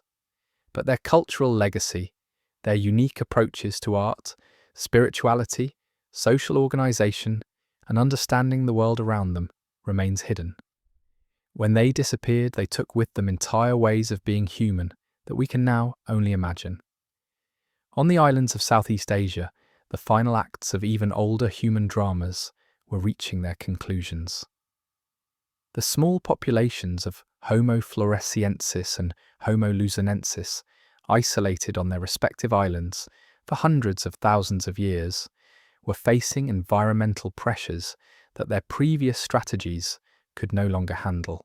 The geological record from Flores shows evidence of massive volcanic eruptions around 50,000 years ago, events that would have devastated the island's ecosystems and made survival nearly impossible for any large vertebrates. The hobbits, who had weathered countless smaller environmental challenges over their long history, may have finally encountered a catastrophe too severe for their adaptive strategies to overcome. But even without volcanic disasters, these island populations were facing pressures that would have been difficult to survive.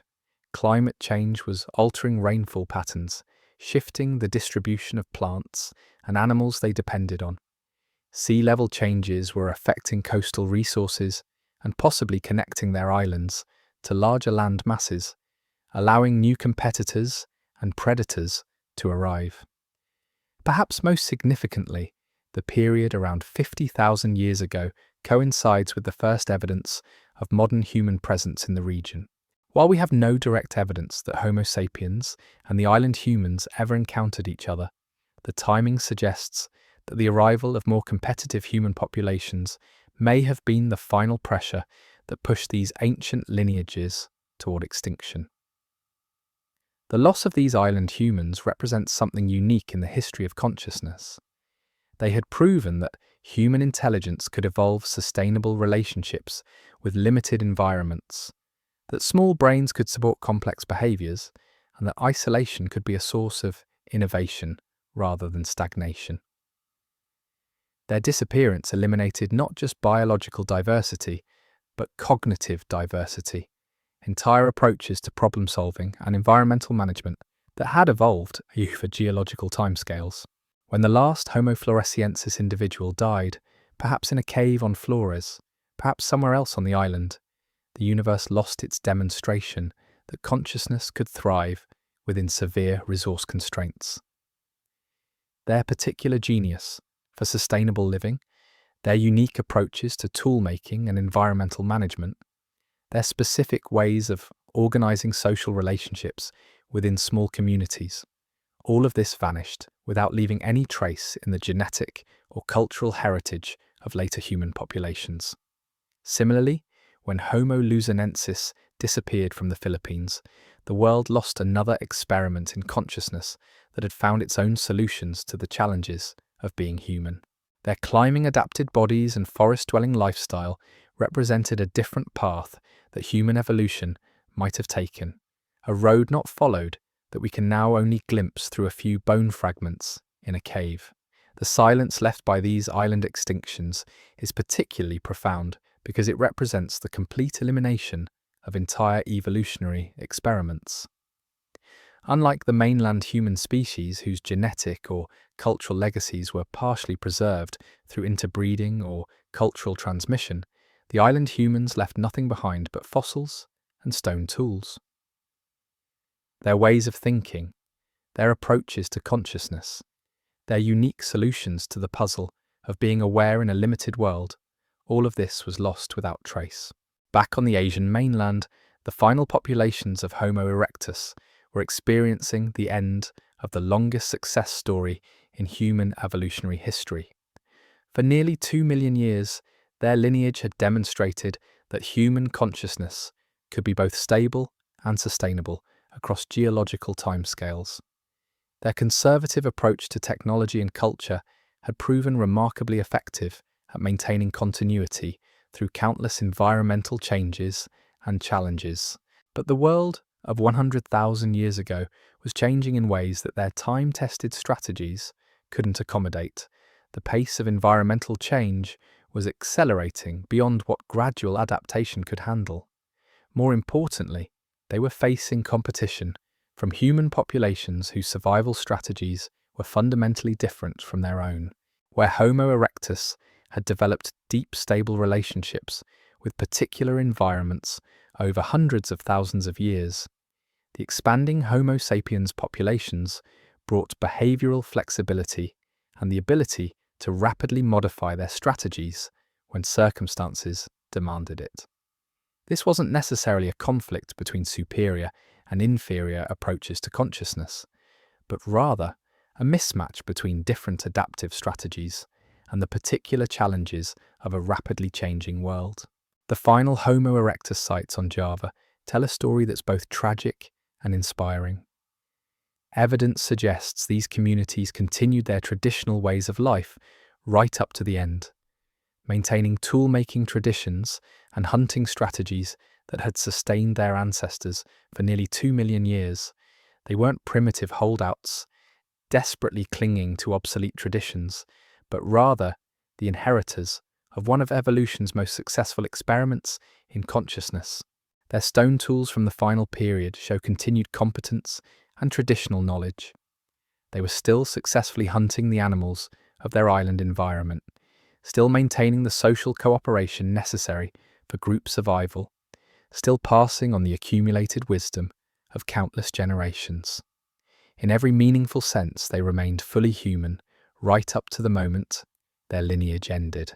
But consciousness without the support of viable populations and changing environments cannot persist indefinitely.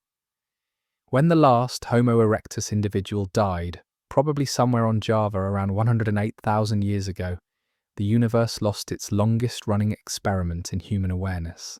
The species that had first demonstrated that human consciousness could survive and thrive outside Africa, that had carried the flame of awareness across continents and through ice ages, finally fell silent after nearly 2 million years of continuous existence. Their extinction marked more than just the loss of another human species. It represented the end of a particular philosophy of consciousness, one based on patience, persistence, and the wisdom of accumulated tradition rather than rapid innovation and cultural change. They had proven that awareness could be sustainable across vast spans of time, but their disappearance demonstrated that sustainability requires more than individual wisdom or even species-level adaptation. It requires environments stable enough to support long-term strategies and populations large enough to weather demographic catastrophes. As these various extinctions played out across the planet, the world was becoming not just less diverse biologically, but less diverse cognitively. Each vanished human lineage had represented a unique experiment in what it meant to be conscious, to be aware, to be human. Their different ways of processing information, organizing societies, and understanding existence had created a rich tapestry of consciousness that had evolved over hundreds of thousands of years. The Neanderthals had developed forms of awareness deeply attuned to the rhythms of large mammals and seasonal environments. The island humans had evolved consciousness, adapted to sustainable living within strict resource limits and small social groups. The Denisovans had apparently mastered forms of awareness that could thrive across an extraordinary range of environmental conditions and challenges. Homo erectus had maintained stable, traditional forms of consciousness across longer timescales than any other human species. When these different experiments in consciousness ended, the universe didn't just lose biological diversity, it lost cognitive diversity. Ways of thinking, perceiving, and understanding that had evolved over hundreds of thousands of years vanished in what amounts to an evolutionary instant. The remaining human consciousness, our own lineage, inherited a planet whose mental landscape had been dramatically simplified. This cognitive extinction represents one of the most profound losses in the history of life on Earth. Unlike the extinction of non-human species, which eliminates particular ways of experiencing the world but leaves human consciousness to remember and study them, the extinction of other human species eliminated entire approaches to consciousness itself. There was no one left to remember what it felt like to think like a Neanderthal or perceive the world through Denisovan senses or organize society like the island humans. The tragedy is compounded by how close the entire experiment of consciousness came to ending completely. Genetic evidence suggests that the Homo sapiens populations that survived this bottleneck period were themselves small and fragmented, numbering perhaps in the low thousands at certain critical moments. If environmental pressures had been slightly more severe, if volcanic eruptions had been more frequent, if any number of other factors had shifted just slightly, our own lineage might have joined the others in extinction.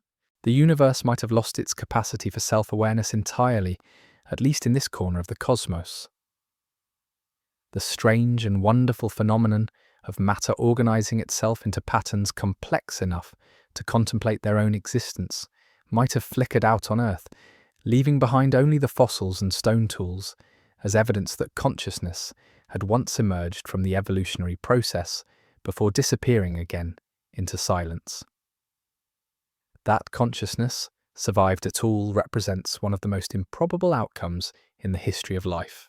We exist today not because our ancestors were inevitably destined for success, but because they happened to develop strategies and maintain populations that could weather the particular storms of environmental and demographic change that swept the planet during this critical period.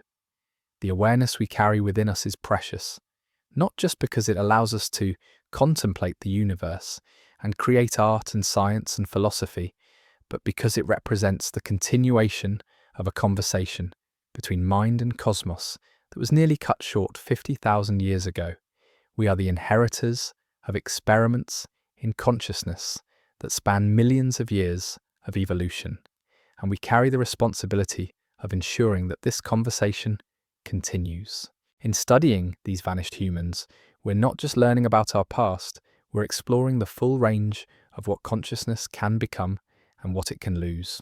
Their stories remind us that awareness itself is both more resilient and more fragile than we often realize, capable of surviving unimaginable challenges, but also vulnerable to changes we might not even recognize as threats until it's too late. The silence left by these ancient voices is part of our inheritance. We live in a world where only one kind of human consciousness remains to ask questions about existence, to create meaning from experience, to wonder about our place in the vast cosmos. This singularity brings both extraordinary opportunities and profound responsibilities that our ancestors could never have imagined. We have become the sole representatives of consciousness in this corner of the universe, the only remaining vessels for the strange phenomenon of matter becoming aware of itself. The choices we make about how to use this consciousness, how to organize our societies, how to relate to the natural world and each other, will determine whether the flame of awareness continues to burn and grow, or whether it faces another crisis that might extinguish it entirely. The story of 6 kinds of humans is ultimately a story about the preciousness and fragility of consciousness itself. In understanding what was lost when 5 of those lineages disappeared, we better understand the value of what remains and our obligation to nurture and protect it. The universe took billions of years to evolve, matter complex enough to contemplate its own existence. That achievement deserves our deepest respect and our most careful stewardship. As we stand at the threshold of technologies that might allow consciousness to spread beyond Earth, to other worlds and perhaps other forms entirely, we carry with us the memory of the humans who came before us and beside us. Their stories remind us that consciousness is not a destination, but a journey, not a possession, but a responsibility, not a triumph, but an ongoing experiment that requires wisdom, humility, and hope to continue. The question that emerges from this ancient silence is perhaps the most important one we can ask. What will we do with the consciousness we inherited from those improbable survivors? How will we honor the memory of the awareness that was lost? And how will we ensure that the conversation between mind and cosmos continues long into the future, perhaps in forms that would astonish and delight our vanished relatives? The answer to that question is still being written in every choice we make about how to live consciously in a universe where consciousness itself is both our greatest achievement and our most profound mystery. The story that began with 6 kinds of humans 100,000 years ago continues with us today, and its next chapters depend on how well we remember both what we gained and what we lost in becoming the last human standing. The haunting reality we must confront is that consciousness almost didn't survive at all. When we trace the genetic bottlenecks and population crashes that occurred between 70,000 and 50,000 years ago, we discover that our entire species may have been reduced to fewer than 10,000 individuals scattered across Africa. Think about that for a moment. Every human alive today, all 8 billion of us, descends from a population smaller than the crowd at a typical basketball game. This wasn't just a demographic crisis, it was an existential one. The universe's capacity for self-awareness, for consciousness to emerge from matter and contemplate its own existence, balanced on the edge of extinction. If a few more volcanic eruptions had occurred, if the climate had shifted just slightly more severely, if any number of random factors had aligned differently, the conversation between mind and cosmos might have ended entirely on this small planet orbiting an ordinary star. But something remarkable happened during those critical millennia. The humans who survived didn't just persist, they transformed. The archaeological record from this period shows an explosion of innovation unlike anything seen before in human history. Suddenly, we find evidence of complex composite tools, sophisticated hunting technologies, elaborate personal ornaments, and systematic use of pigments and symbols. These weren't just practical innovations, they were cognitive ones, representing new ways of thinking about the world and humanity's place within it. The most significant change may have been in how information was processed and shared within human communities. While earlier human species had relied primarily on individual learning and small group knowledge transmission, the survivors of this bottleneck developed systems for storing and sharing complex information across much larger networks. They created standardized techniques that could be taught reliably across generations and vast distances. They established trade relationships that allowed innovations to spread from one group to another. Most crucially, they began using symbolic systems that could encode and preserve knowledge in ways that transcended individual memory and lifespans. This cultural revolution manifested in ways that still take our breath away when we encounter them in the archaeological record.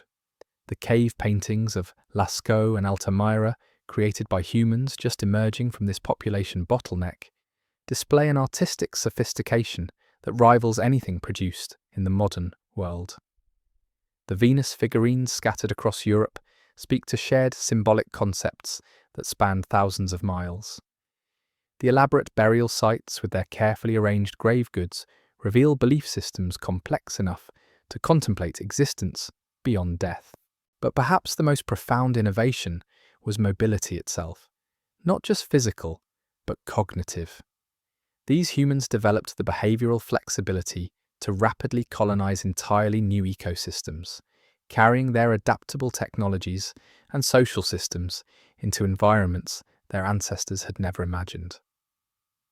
When climate change made familiar territories uninhabitable, they didn't retreat into isolated refuges like their vanished relatives had done.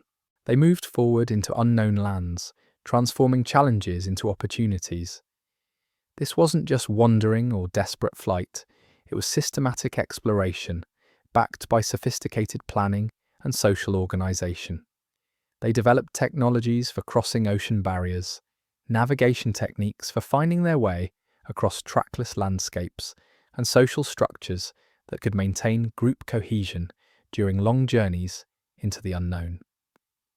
By 45,000 years ago, they had reached Australia, requiring boat-building skills and oceanic navigation capabilities that we're still trying to fully understand. Each new environment they encountered taught them something about the possibilities and limits of human consciousness.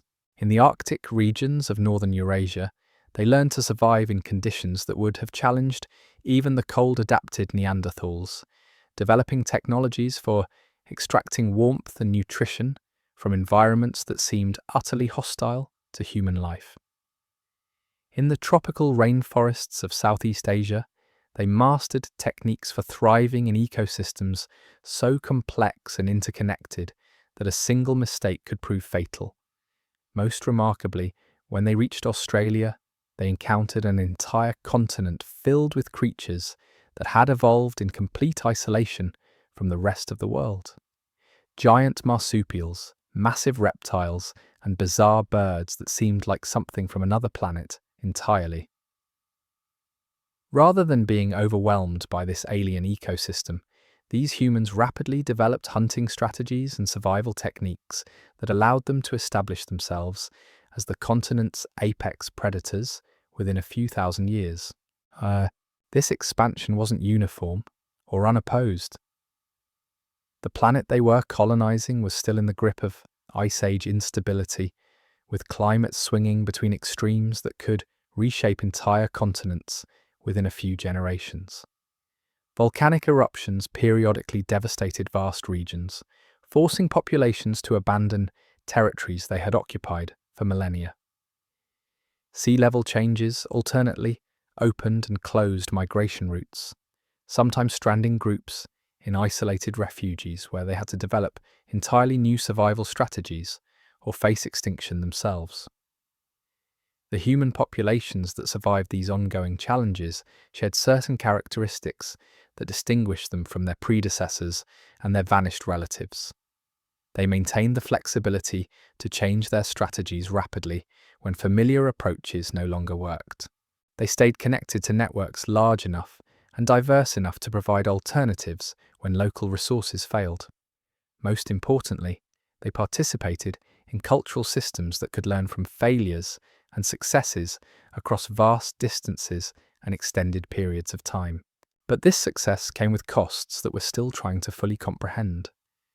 Wherever these expanding human populations established themselves, they began reshaping ecosystems in ways that had never occurred before in the history of life on Earth.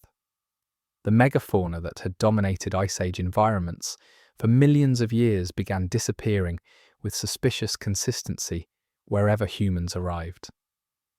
Giant ground sloths in South America, cave lions in Europe, marsupial lions in Australia, and countless other species that had survived previous climate changes succumbed to the combined pressures of environmental shifts and human activities.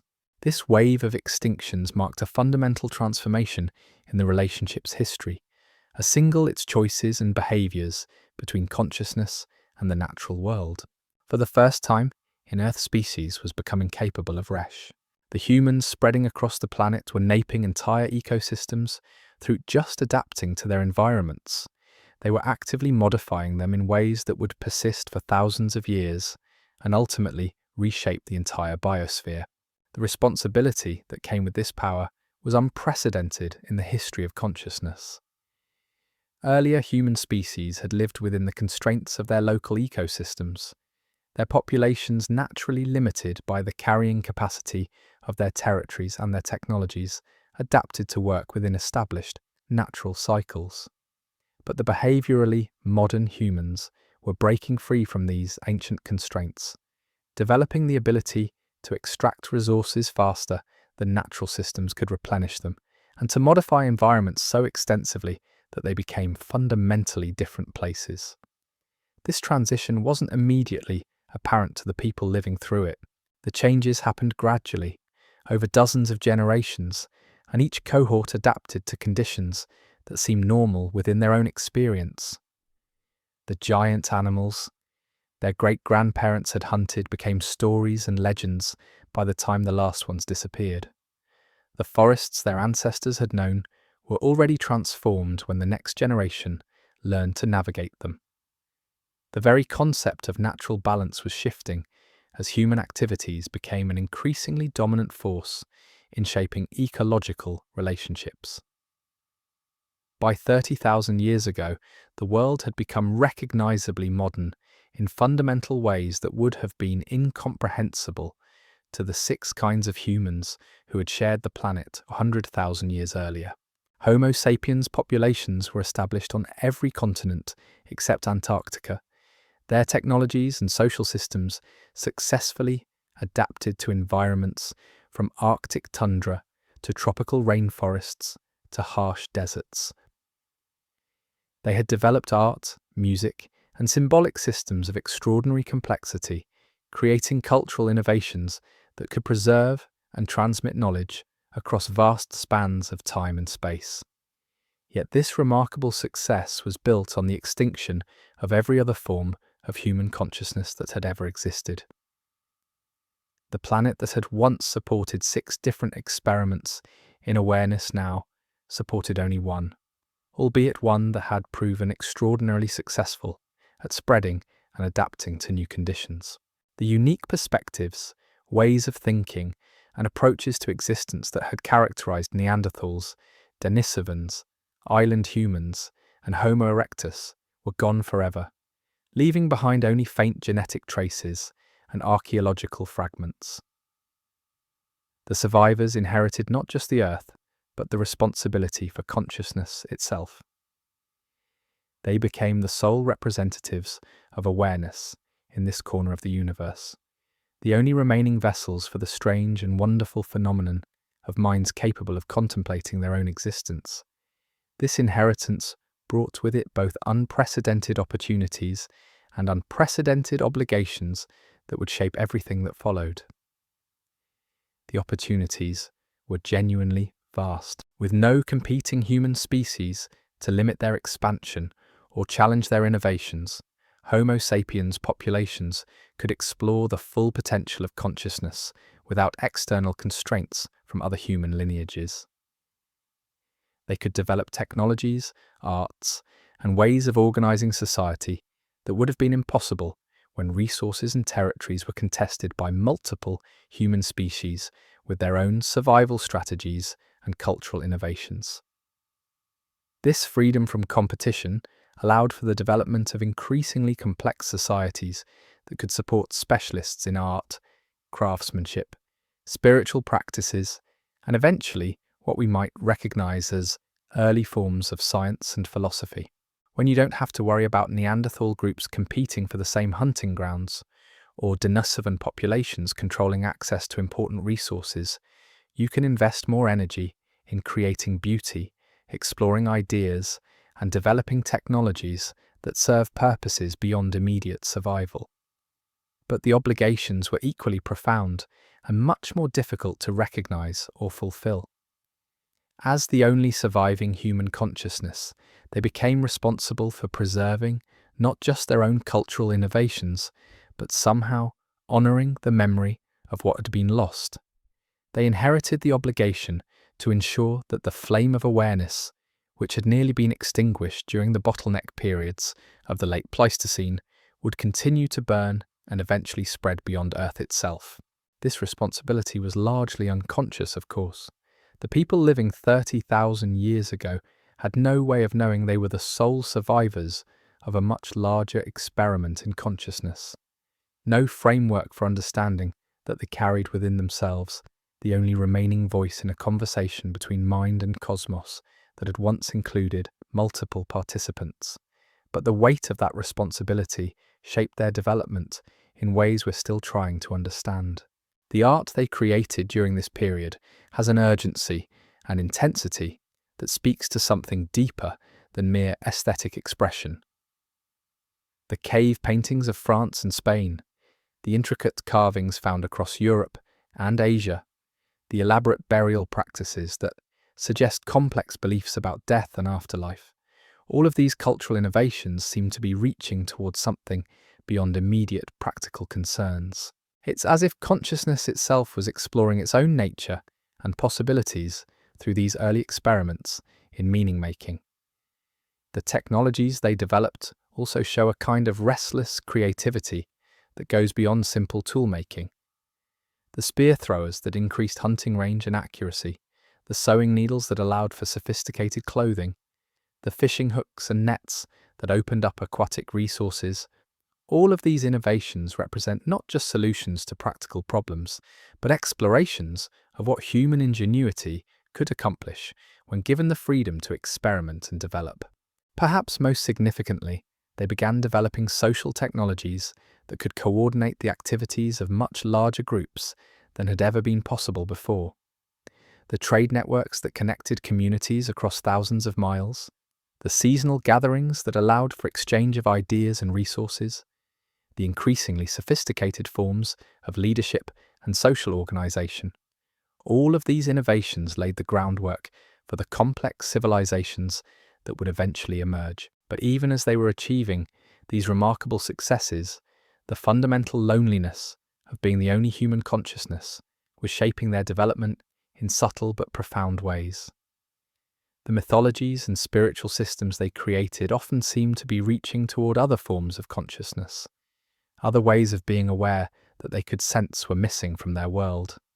The elaborate burial practices and apparent beliefs in afterlife might reflect not just concerns about individual mortality, but an intuitive understanding that consciousness itself was somehow incomplete or vulnerable.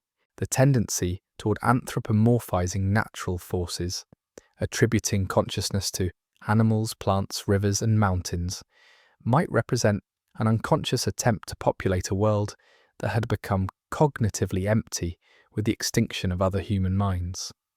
When you're the only kind of consciousness left on the planet, perhaps it's natural to imagine that consciousness might exist in other forms that you simply can't recognize or communicate with directly. This period also saw the development of increasingly sophisticated forms of symbolic communication that would eventually lead to written language. The need to preserve and transmit complex information across generations and vast distances may have been intensified by an unconscious awareness that they were the sole repositories of human knowledge and culture. If consciousness was going to survive and flourish, it needed better ways of storing and sharing information than individual memory and oral tradition could provide. The archaeological record from this period shows evidence of increasingly complex settlement patterns, with some groups beginning to establish semi-permanent camps, and eventually the first tentative experiments in agriculture. These developments weren't just responses to practical needs for food security and resource management. They also represent the beginnings of humanity's attempt to reshape the natural world according to conscious design rather than simply adapting to existing conditions. This transition from adaptation to active environmental modification marked another crucial threshold in the development of human consciousness. For the first time in the history of life on Earth, awareness was beginning to reshape the physical world according to its own purposes rather than simply finding ways to fit into existing ecological niches. The implications of this shift would only become fully apparent much later, but the foundations were being laid during this critical period. As these various innovations and developments accumulated over thousands of years, they created a feedback loop that accelerated the pace of cultural evolution in ways that had never occurred before. Each new technology enabled the development of others. Each social innovation made new forms of cooperation possible, Each artistic achievement expanded the boundaries of what consciousness could accomplish through symbolic expression. The humans living during this period couldn't have known they were participating in one of the most significant transitions in the history of consciousness, but they were laying the groundwork for everything that would follow. The cities, the writing systems, the complex technologies, the philosophical and scientific traditions, even the eventual expansion of human consciousness beyond Earth itself, all of these developments trace their origins back to the innovations and adaptations of the humans who survived the Great Bottleneck and found themselves alone with the responsibility for consciousness itself. The story of how consciousness survived this ancient crisis and went on to reshape not just the planet, but eventually reach toward the stars, is ultimately our story.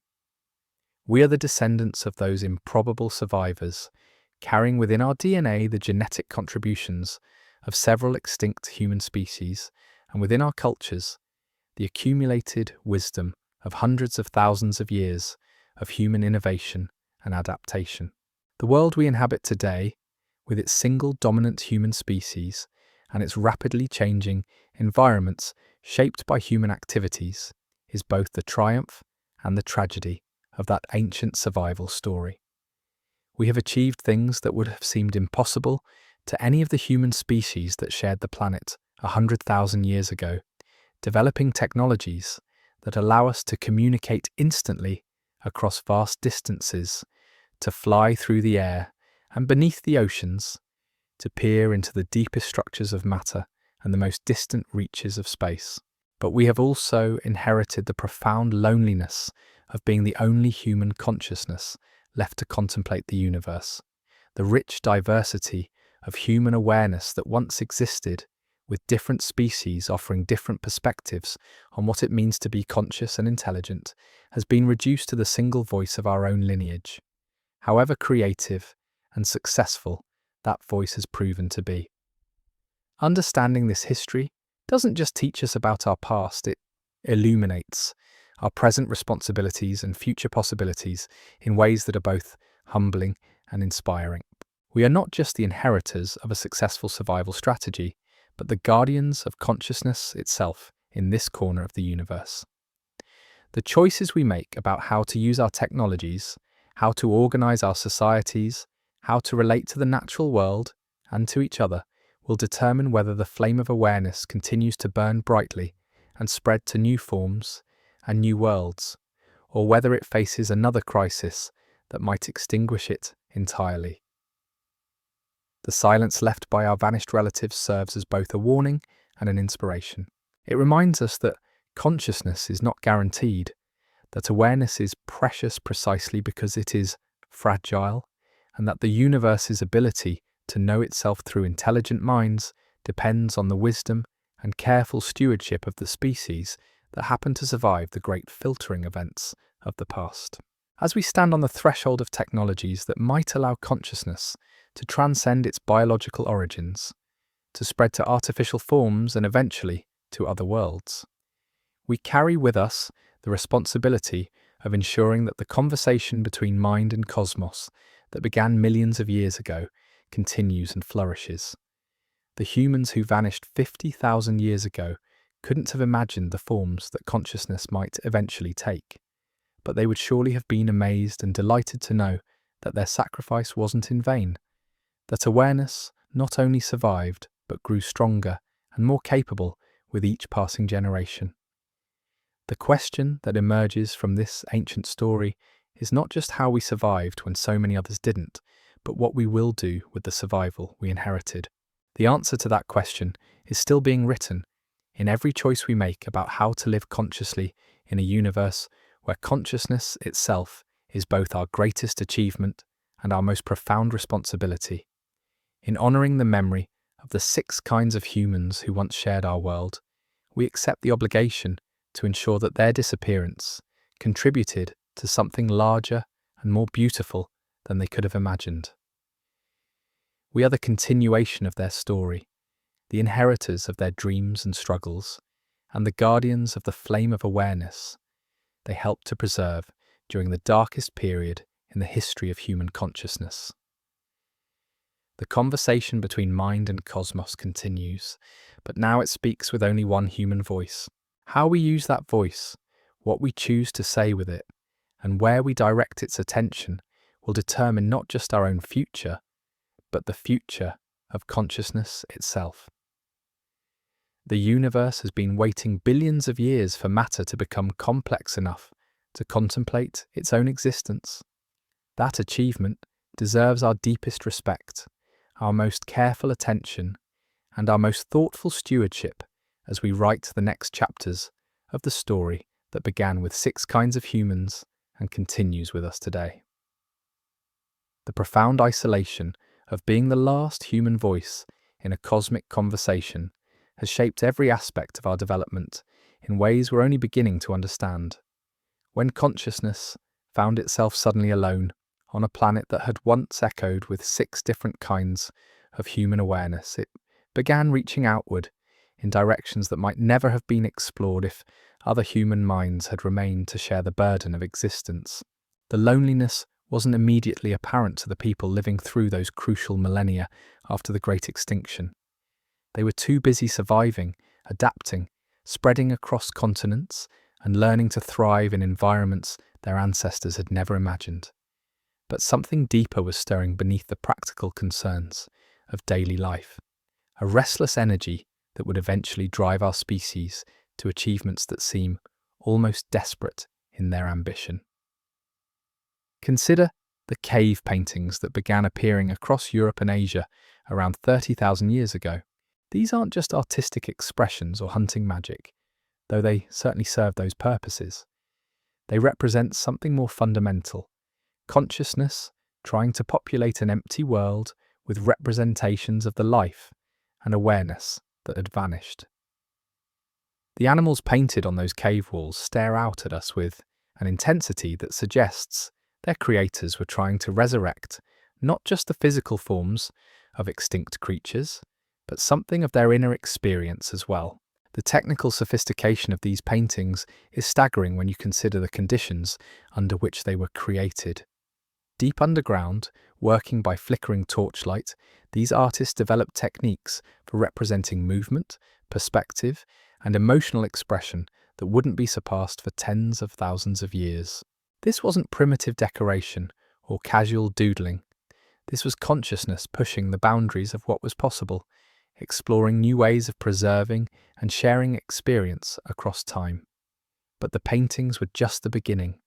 As human populations spread across the globe, they began developing increasingly complex forms of symbolic expression that went far beyond immediate practical needs. The intricate carvings found across Europe, the elaborate burial practices that suggest sophisticated beliefs about death and afterlife, the personal ornaments that speak to concepts of individual identity and social status. All of these innovations represent consciousness exploring its own nature and possibilities. The burial practices are particularly revealing. The care with which these early humans treated their dead suggests not just respect for individual lives, but an intuitive understanding that each death represented an irreplaceable loss of awareness and memory.